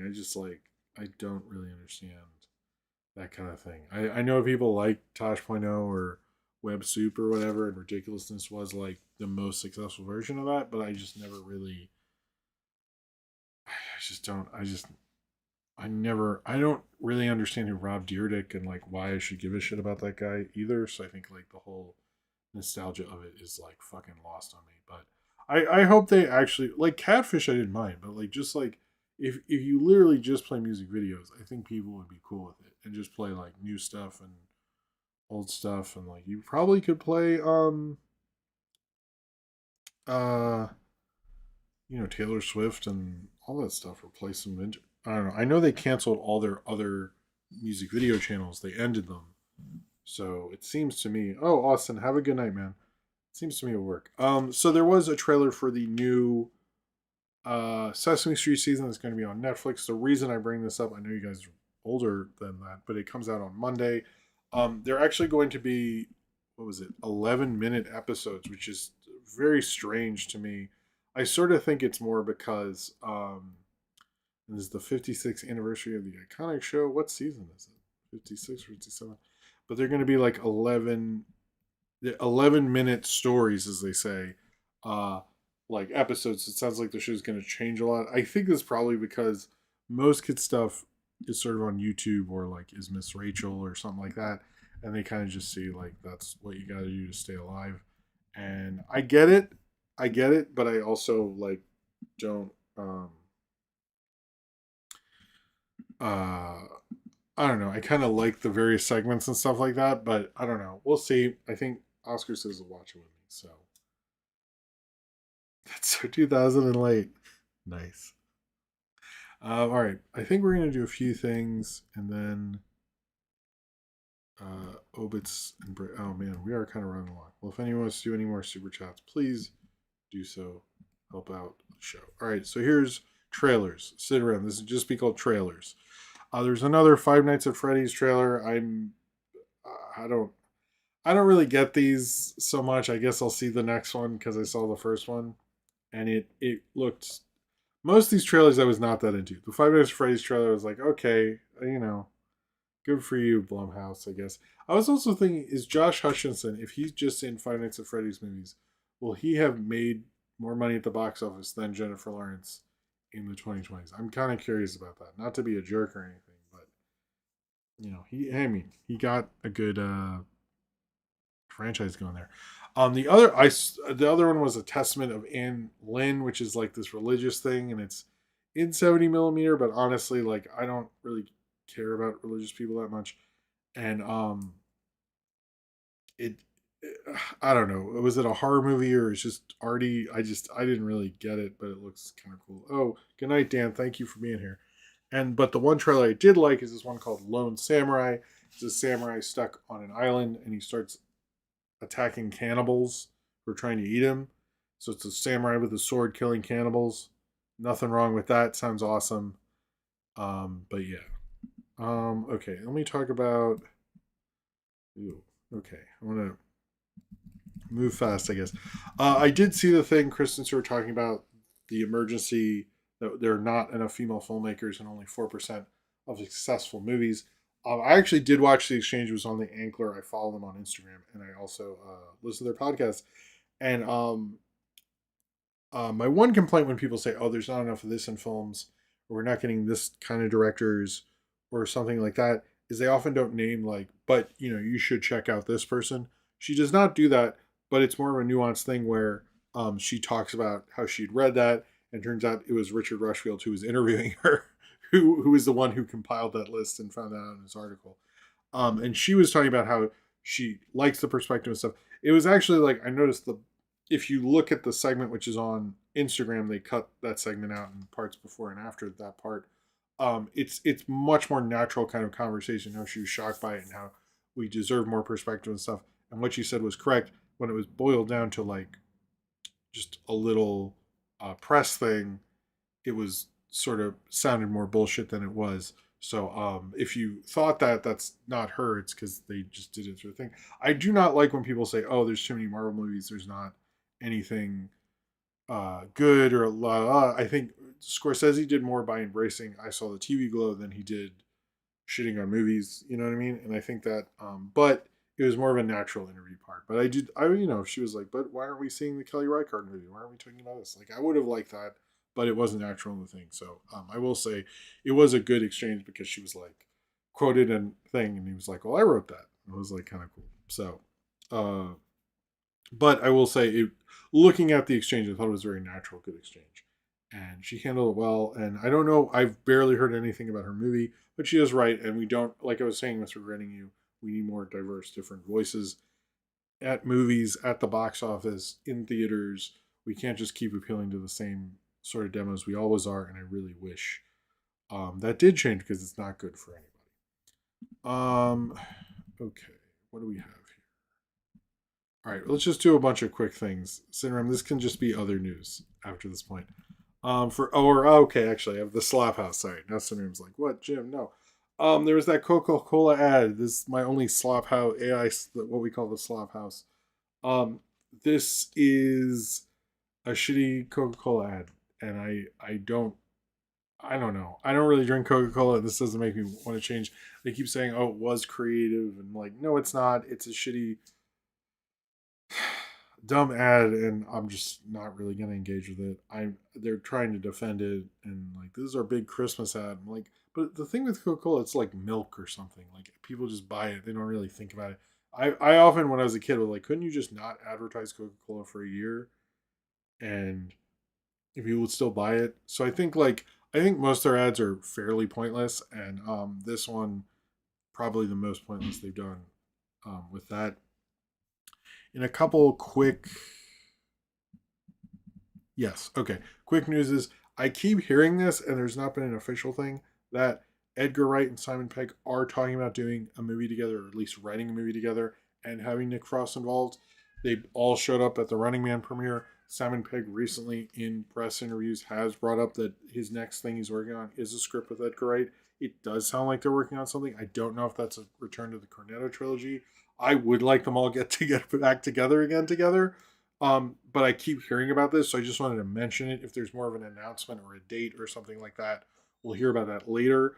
But it does appear that Edgar Wright and Simon Pegg are going to develop something together, and I hope Nick Frost is involved. Also, it sounds like keep insinuating that he would be, but again, we haven't heard any date, any name, anything like that.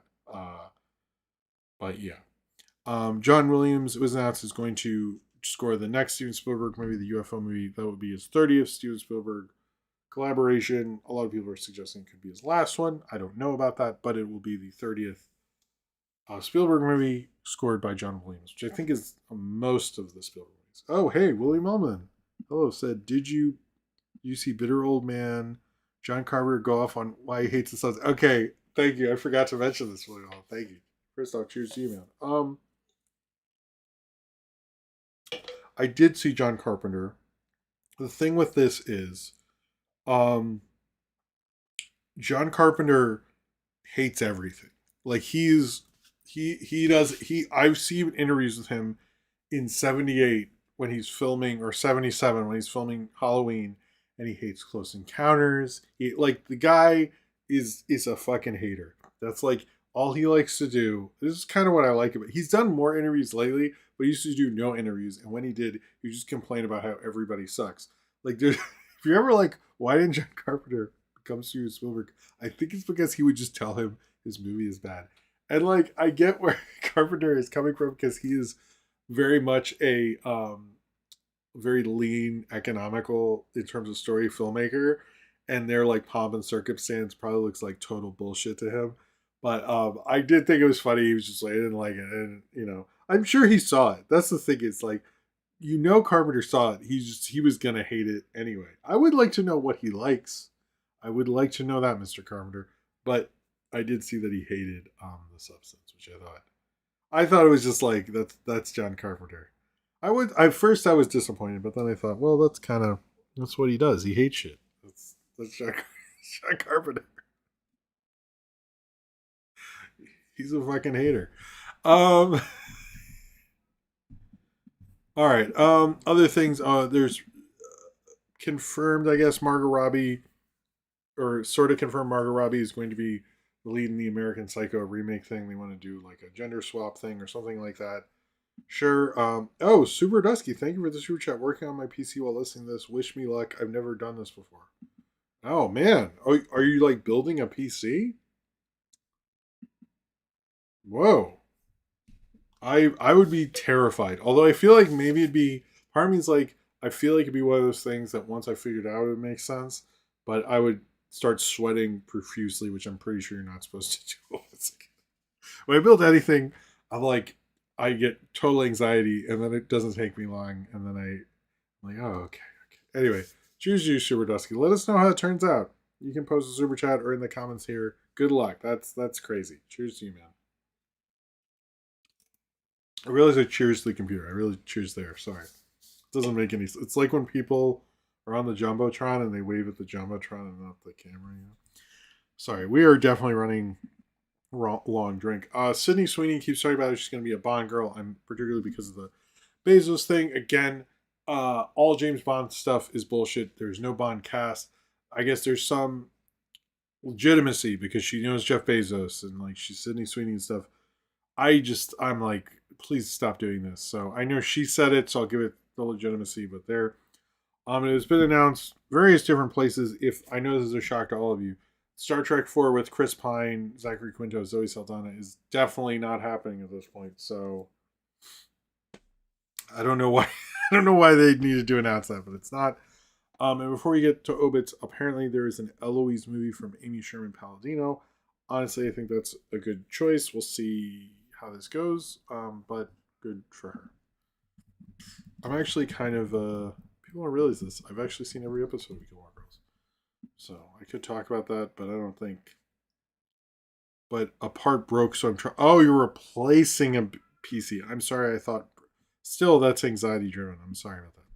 All right. In Obits this week, we have two people to talk about. Diane Ladd. She was the mother of Laura Dern. And she who announced her mother's death. Per the trades, Diane Ladd was in at least Alice Doesn't Live Here Anymore, which is a Martin Scorsese, and was talked about in my Marsha Lucas video, as well as she was in the show Alice, as well as like she's in. I forgot she's in Wild at Heart. And Carnosaur, which I saw recently. I'm sure that's what she was for. Anyway, she was a great actor of the 70s and all that stuff. Sad to see her go. As well as Adam Greenberg, who famously shot Terminator and Terminator 2, which I think are incredibly well shot movies. He was a great cinematographer. I mean, the first Terminator, I think, is really impeccably made for its budget and its time period. It just really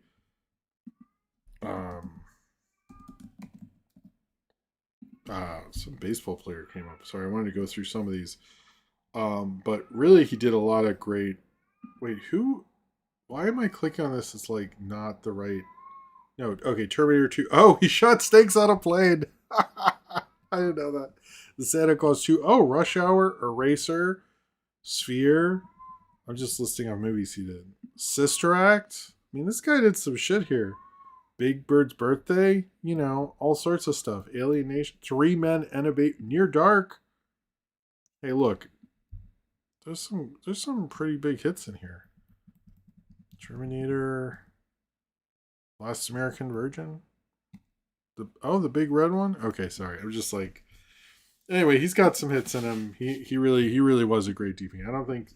I'm gonna say I think Cameron's stuff didn't look as good without. It doesn't look as good when it's not with him. To be honest with you. All right. So I wanted to do Carnosaur. I actually reviewed Carnosaur, but I was messing with lighting and it looked horrible, and I just didn't have time to reshoot it. So there's a couple times I almost did Corman this year, and every time it didn't work out. I watched Fantastic Four, and I just didn't have enough time. And Carnosaur I shot, and that looked like shit. So it was not a good Roger Corman year, but I would like to do Carnosaur at some point, because every Jurassic Park, it used to be every time there's a Jurassic Park movie, they'd bring up Carnosaur, and it's like, anyway, whatever. All right. Okay, so now I'm going to take a break. We will talk about Frankenstein. This might be, and correct me if I'm wrong on this. The obit for who? I don't know who that is. I actually don't do RIPs for people Huey from Boondocks didn't like. So sorry, I don't know who you're talking about. Roger Pratt?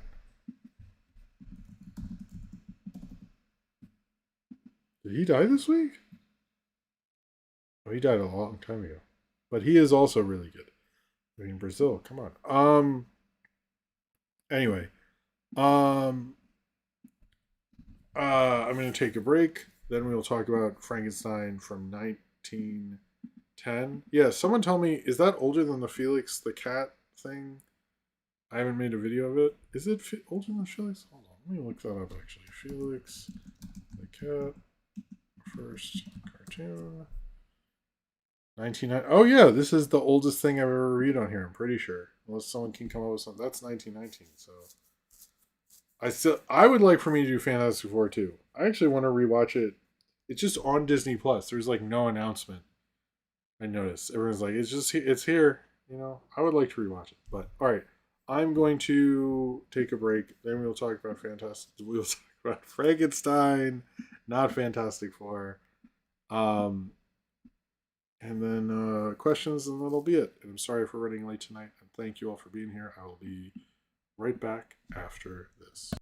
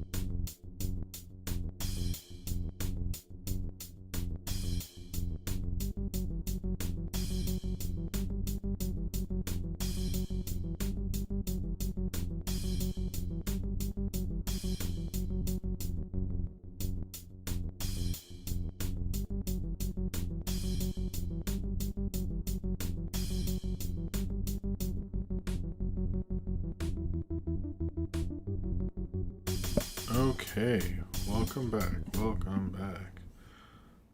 To the show. Let me just switch. I will say we are kind of close to another 20 thing or 40. So if you want to have it go flash again, do so. Sorry, I have to ask. But yeah, it's just the way it is, I guess, unfortunately. But yeah. Anyway, I did actually rewatch my review of Vice because I was like, did I like it too much? And I watched it and I go, oh, I didn't. Not a big Adam McKay non-Anchorman guy. Maybe the other guys. Man, he really shouldn't have stopped doing comedies. But yeah. Sorry if I didn't talk about Mr. whatever his name is. What was I gonna say? Oh, because this is a Frankenstein thing, you might see this separate video earlier than usual, just because it's Frankenstein. And I'd like to put them out because I kind of want to do three different Frankenstein things. This, I'll just say Son of Frankenstein, and then Del Toro's. I like it to come out in chronological order, but we'll see. But it's kind of late, so let's just get into it. I hope you guys have watched this. It's very available. Also, I'll say this: this is a silent film. If you're ever like, I don't want to watch a silent film with that piano music and stuff, you don't actually have to. And I've actually talked to film. I know I've brought this up before, but I'll just say it again, just for. When will Jim review that horse running photo set? I'm telling you, the horse was flying the whole time. I still won the bet. No, the if you ever want to watch a silent film, in most places they did not have the correct, even if there was a written composition for the premiere or like where it played in some theater in New York and shit. Like that's fine. Like you can listen to that. I'm not against that. But if you're like that's not my thing, but I'd like to watch this movie, I watched it completely quiet and put on MF Doom beats the whole time. So like you can do that, and almost everyone I know like silent film knew when I watched a lot and reviewed a lot more silent film, knew I did that and thought it was actually cool. They were like, "As who cares? You're watching silent film." Like most of the times when this would play in like the middle of the country, it would just be like the guy noodling. So it's like not don't if you're not into a silent film score, you don't have to do it. Just play. I wouldn't play stuff with lyrics and stuff. I'd play like you know. But at the same time, I did do Nanuka the North with Bob Marley, and that fit insanely well. So that movie's bullshit anyway. So whatever. We're not gonna get into my Nanook issues. Um, I actually have an idea for the train thing, and I still haven't. I didn't like how it needs to be shot. Did someone put that? Not really something because it didn't look good. It's not very Corbin, and I was like, oh, touche, touche. Yeah. So apparently everyone watched it on the Discord. So that's cool. All right. So today I'm going to talk about the oldest film version of Frankenstein from 1910. This was made by the Edison Studios. Edison meaning Thomas Edison, back when he controlled the film industry and all of the film industry, was in New York. This was shot at the Bronx. Oh, hey, the Wesleyator's here. When over the cave paintings in France. Okay, you got me.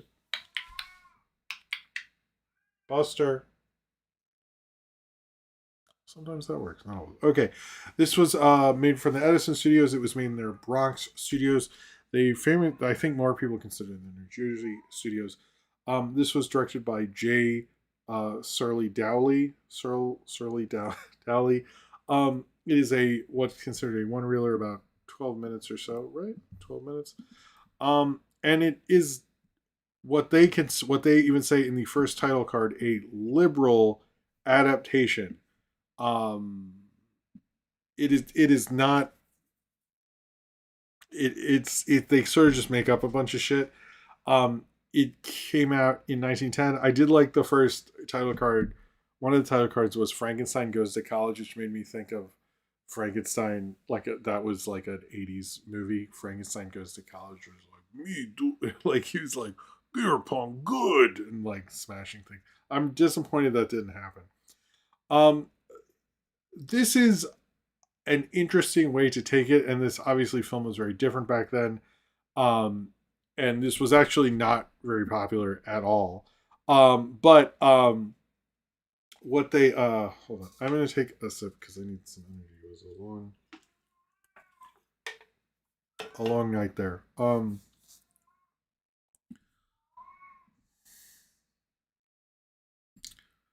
Kind of don't have the energy to go pick them up, but we'll see. But yes, it was a liberal adaptation. It wasn't very popular actually at the time, but we'll get more into that. But basically, Frankenstein goes to college, says, I think 2 years into college, he's like, oh man, you know what I need to do? I need to create life. And like, okay, a lot of this is one single shot. This is very early film. I mean, this is before there were features really.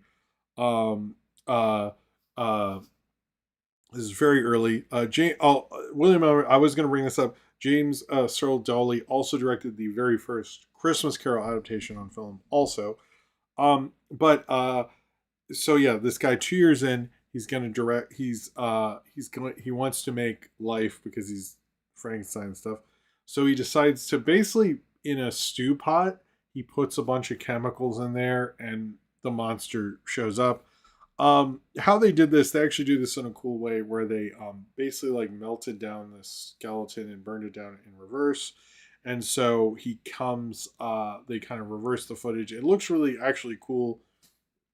So in film effects, you see like kind of this burning skeleton and stuff like that, which I actually thought was kind of a neat way to do it. Although um, when he comes out, it's like a very unique monster effect thing. There's sort of a debate I've seen between this, like, was this based on a stage production, and did the actor who played the monster in this film, Charles Ogle, did he actually create the Frankenstein look, which is very unique? It's not the Frankenstein look or Frankenstein monster or whatever that we associate with the character, obviously, because that hadn't happened yet. This was about 21 years before. Um, this it I think there are certain cool shots in this. I mean, keeping the camera just still like that and camera placement is a whole thing in film and where you decide to do it. There's one shot, most of it is like, okay, Edison did simple setups and all that stuff. But there's one shot I actually really like where like I think like the Dr. Frankenstein's here and the mirror's over here. At first you see his wife and the mirror's at the door of the room. So you see his wife come, or his girlfriend or whatever, come in, and then he's talking to her this way, and she's talking to him that way, and it makes this kind of cool image. And then when the monster comes in, you see him come from the mirror, but it's happening over. I thought that was actually cool. I was like, hey, most of this is pretty simple, not cool camera angles because it's just the same thing. But at least they like made good use. I actually thought the mirror thing was kind of creative. Although I also like the tinted. They had blue, and then when things got all serious, they made it red and stuff like that. Um, but I mean, it was very quick. It's very silly. I like the Doctor Frankenstein's like pretty irresponsible and stupid, but also his dad had a sick pipe in that one part. Um, but I don't know. The version of the monster or Prometheus or whatever is like sort of a homeless vagabond sort of thing, which I don't really get what he's doing with this. They always make him look like crazy with the hair and stuff like that, but it very much makes him look like a monster. Oh, and then at the end, because he learns what love is, he disappears into a mirror and then disappears completely, which is, I guess, an ending. Um, it's I did like this as a silent film and as a just kind of quick little riff on Frankenstein. They were making so many movies back. They make like a ton of movies that it did feel like they're like, I don't know, we can't like be reading this whole book here. Doesn't he die at some point and then they move on and whatever. This film was actually lost for a very long time. It kind of came out in 1910. Most of the time, they would just return the film and burn it for the silver or whatever they could get from burning the film footage, which is really nice of people who made movies. They were like, I don't know, there's no way to make money from these for all time, so who cares? Actually, nobody found out about it until about 1963. There was some.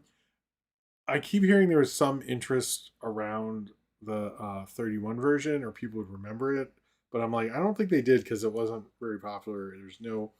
It only found out because someone found a picture of the Frankenstein or the monster in this on an older film magazine, and that's how it was discovered. But in the '60s, someone who had it in their film collection, this eccentric guy, and then he actually let the BBC have clips from it. And it showed the clips of this showed up in various places, and then it started actually screening in the 1990s. And I'm actually serious about this. Like silent film really had a rejuvenation when it came to DVD, and this film didn't actually come out on DVD and on home video in its total form until 2003. So it was really unavailable until then. So it really went through this whole cycle of like it's probably more available now than it was in 1910 because you had the DVD. You can watch it. You can watch it on Wikipedia, which is where I watch it. Um, you can watch it several places on YouTube. It's very available now, but it used to. I think probably more people have seen it now than saw it. Um, uh, then I think it's like kind of a fun little riff, and there's kind of people who are trying to. I think I'm gonna get Buster when I do questions if you guys don't mind. But I think it's like Edison. They film stuff pretty quickly. I'm sure they didn't spend too long doing this. It did seem like the director of this was actually like who's involved in sets, building Jay Surly Dowley, I think, building sets, building all these things. He's very involved in making it, but it didn't seem like they had a ton of time like you would later do then. But when you would later do later and spend a lot of time on it, he had to do it very quick. I think he made the most of it, and the skeleton thing looks really cool. I like that they. I think when he's doing his weird like cavern cauldron thing. He's behind these steel doors, and there's a skeleton on a chair and stuff. It has an interesting appeal, and I sort of like how early film like dealt with like mysticism and science and like horror, and like they clearly didn't know what to do, and they were kind of freaked out by it and all this stuff. But I actually I kind of enjoyed this, but I understood that this is not cinema's Frankenstein. You know what I mean? It's sort of like a weird, interesting riff. I probably wouldn't rank it very far on my list of these. I don't like it more than the James Whale ones or even Son of Frankenstein. But I sort of like watching, early film kind of go on its own weird riff here and like try to make its own Frankenstein and kind of just like show that kind of myth and how they could do it quickly. It's a very weird little thing, but I sort of like it for what its weird little riff is, and I enjoyed watching it. But I think you have to understand that this is obviously not the most famous one. Just because you're first doesn't mean you're best, and I think that's true for here. But it was a lot more limited technology, a lot more limited camera angles, and they were learning a lot. And I think that shot with the mirror is still pretty cool. It's kind of a weird way to take Frankenstein if you read the book real quickly and then made a movie quick too. This is sort of like, if you fudge your way into writing a book report and getting a grade for class, and then you put this, dealt with this, and it's just like, hey, that was neat. I let you get away with this. That's sort of what the 1910 Frankenstein is. Okay. I'm going to do hold on. I'm gonna get the questions all ready. I'm gonna do Cinram's first because he is doing the timestamps, and I feel like he deserves it. This is the last call for super chats. If you want to do one, if we hit the 40, I'll still do the thing. Let me get Buster because he's yelling a lot. You can see Buster, and it'll be neat, or he'll run away from me. I'll be right back. 1 second. 1 second. We'll finish up.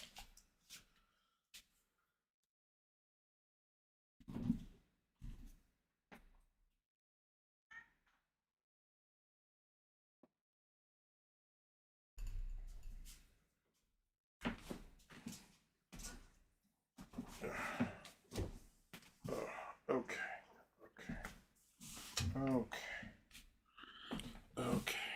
All right, where? We can move that down. We can I? No. Let's not do that. Okay. I'll say hey.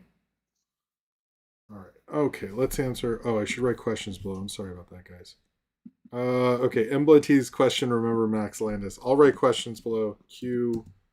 Oh, now I have to type one-handed. Q below. Sorry. Do you like remembering? No, no, I don't. Okay, sorry. You got MBLT. I already answered that. All right. Sinram asks, greatest car chase: Bullet, The French Connection, The Road Warrior, To Live and Die in L.A., or The Bourne Supremacy, or would you choose other?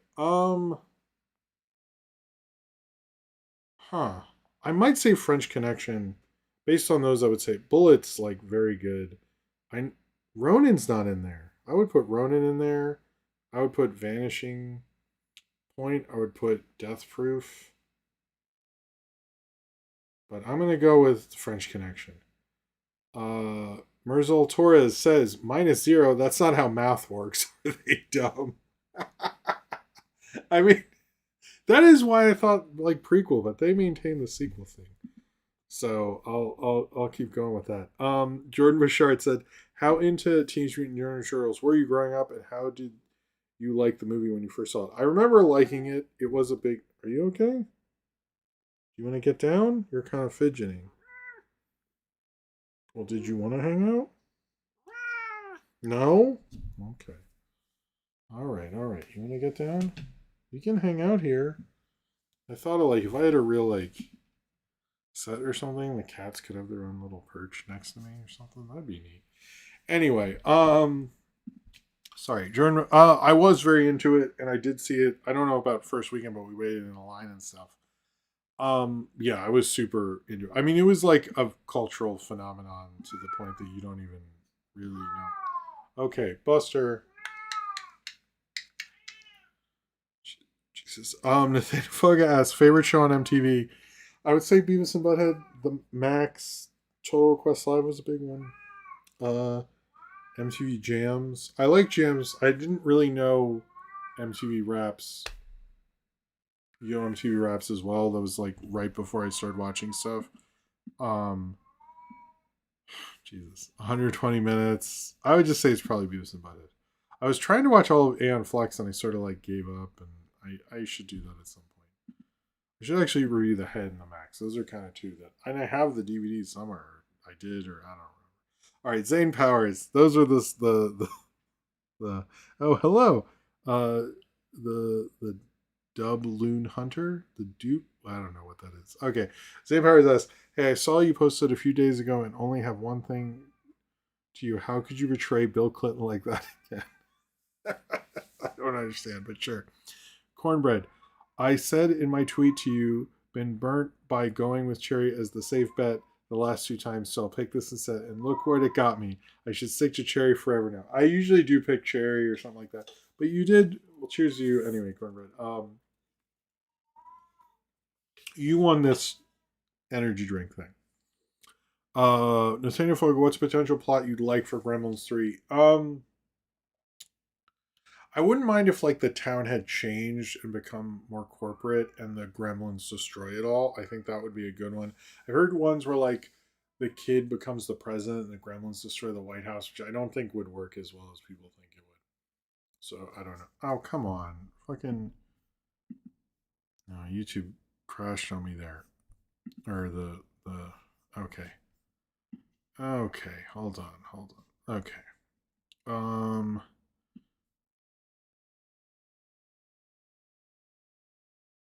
what is your favorite sci-fi show from the 90s? I just want to say, I think it'd probably be X Files. I think it'd probably be X Files, which I rewatched when I did the Gillian Anderson thing. I was like, this is a solid show. Yeah, I don't think there's a better one than X Files, is there? I can't think of one. MBT, why are so many Prometheus related movies? Why aren't there enough Hyperion related movies? I think it's just because the Prometheus thing is so palatable and stuff, but I don't know. Rocket Lomax ever watched a film and said, this feels like a film by this director, and find out it was directed by that director? I feel like yes, but I don't. I can't think of a excuse, but I feel like that's definitely happened. Emblet, did Prometheus really create man, or was it Zeus? I don't know. It was like that other guy. Everybody knows that. Best Native American representation, movies or TV, Medela Butterfly. I was actually I was thinking about I did a review of this film called The Vanishing Americans, which is about a silent film about Native Americans, but just having its 100th anniversary. But I don't think I'm actually going to do a throwback to it. But or it's in an old review omnibus. Best representation. That's tough because film has not been movies and TV has not been good to it. I want to almost say the Reservation Dogs, but I don't know that show very well. Maybe Brave Star. Definitely Brave. No, I know that's a joking answer. I actually can't think of one because I don't think there have been. I watched this documentary about Native American descendants, I guess, in the 50s that I really like the documentary. I can't remember the name of it, and I should. That's one of the things I should review because I like would watch it a lot, and I like this kind of unique vibe. And it was like I think in the 50s and 60s and showing like how they're having trouble um, sort of dealing with modern life and alcohol and all this stuff. And I thought it was actually interesting. And I can't remember the name of it, so I would actually say that film. Um, Maybe I'll look it up and actually review it soon because like it's like one of those when you like get really into like a small kind of thing and you're like I should just for me sometimes I'm like I should just do it because I don't know if anyone cares enough. Maybe they do, and I need to find the name of it. But there is like this specific documentary I used to watch in Turner Class Movies that I really liked. Now I can't remember that. And I'm sorry, Medalla Butterfly. But there is one that would be my choice, but I can't think of it. Emblety, should I feed my dog first before I leave my house? Yes. What the fuck? Yes. Nathaniel Fogel, best thing Max Landis ever did. I mean, it's just Chronicle and not talk. One or the other. Zane Powers, what about the news Universal, Netflix looking to buy WB and that Paramount is placing a forced takeover by Christmas? Also, wouldn't Ellison embracing AI going in the Slop House? I kind of just kept Ellison's thing, Laura. There wasn't real articles, but I heard they're saying it will be done by Christmas. It's really Warner's will decide by Christmas, and Paramount's like, well, or Ellison is like, oh, well, Trump will let it go. But I'm just like, I don't know. I didn't spend as much time on that specifically, but I did want to talk about how he sucked. So, ever seen The Faculty, Nathan Flynn? I have. I didn't like it as much. I should have seen it when I was a kid, and I didn't. I saw it when I was older. It was a big mistake. Zane Powers, when will Andrew Cuomo make his big comeback? I don't. I want him to go away. Please go away. I really don't want him coming back. I liked Zorad's thing. Like, enjoy your private life. Cornbread, just a shot in the dark here. What do you think will be the better Mummy coming out soon? The Universal Pictures Legacy sequel or Lee Cronin's The Mummy coming out a new line? Lee Cronin's The Mummy, probably. Not plausible. When is the 6-7 movie coming out? Probably soon. Wait, where the fuck? Hold on. Where? Okay. Sorry. Thoughts on Jon Stewart having the Daily Show root for another year? I okay. I will give you my real answer to this.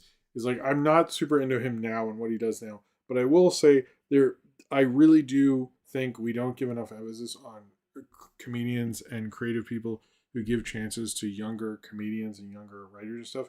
And he very much like he only does one show a week. Sometimes he does another one, but almost everyone else who hosts the show, his profile has been lifted because people have been watching the other ones. Everyone who watches the Daily Show is like, yeah, I love his episodes the most, but I've gotten more into these other people because of him. That was my main concern actually of him taking over because it was like, oh, these people like were hosting it and having their profiles raised, but he's actually helped them all, and he's like very aware that he's doing that too. So if he continues doing that, I'm for it because we need more comedic voices and talent and stuff like that. And if he's helping people, that's cool. So I not, from what I've seen, it's fine. It's just not something I watch. I don't have cable, so whatever. But like, I'm glad he's doing that at least. Emblety, is Eddington the best dirty cop movie since The French Connection?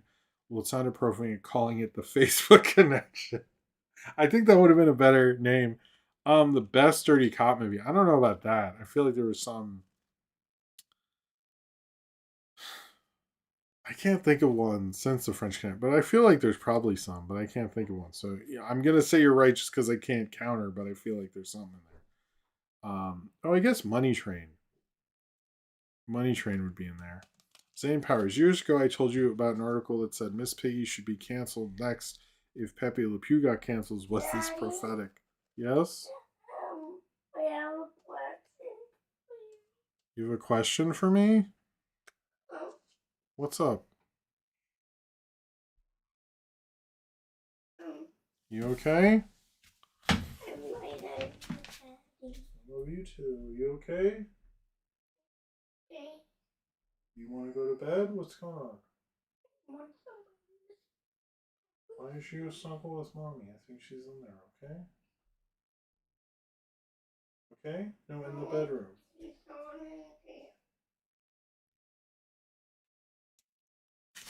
Okay, sorry.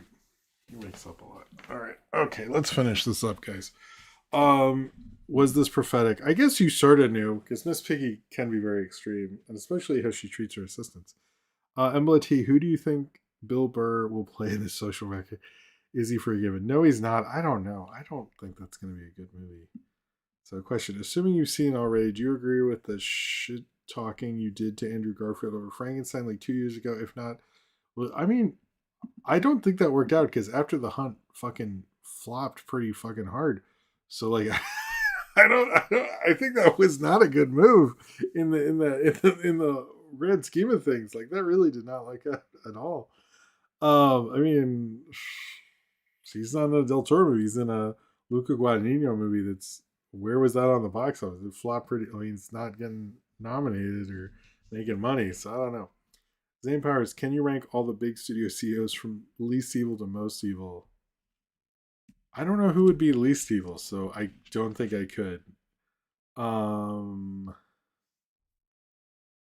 was Buster your cat? I don't understand that. Yes. What's your dream? Oh man, like someone wrote, oh man, this kid has a question. That's funny.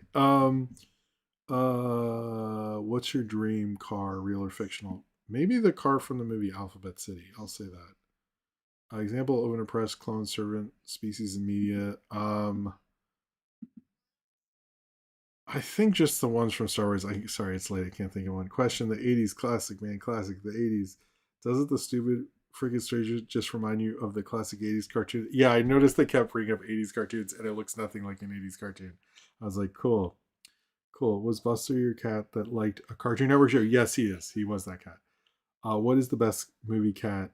I would say The Long Goodbye. I can't think of a better one, so I'm gonna say I agree with you. Not plausible. Rain or snow. I like snow more. What's the '80s cartoon people are nostalgic for and consider the peak TV, but is suck ass? Jesus. My favorite general theory, not being involved with growth. He said back in April that his Little Shop of Horrors that he announced in 24 is completely held up by WB Thoughts. Huh. Um, that could be why, but I thought Spielberg was always cool about having it involved, so I'm a little surprised to be honest with you.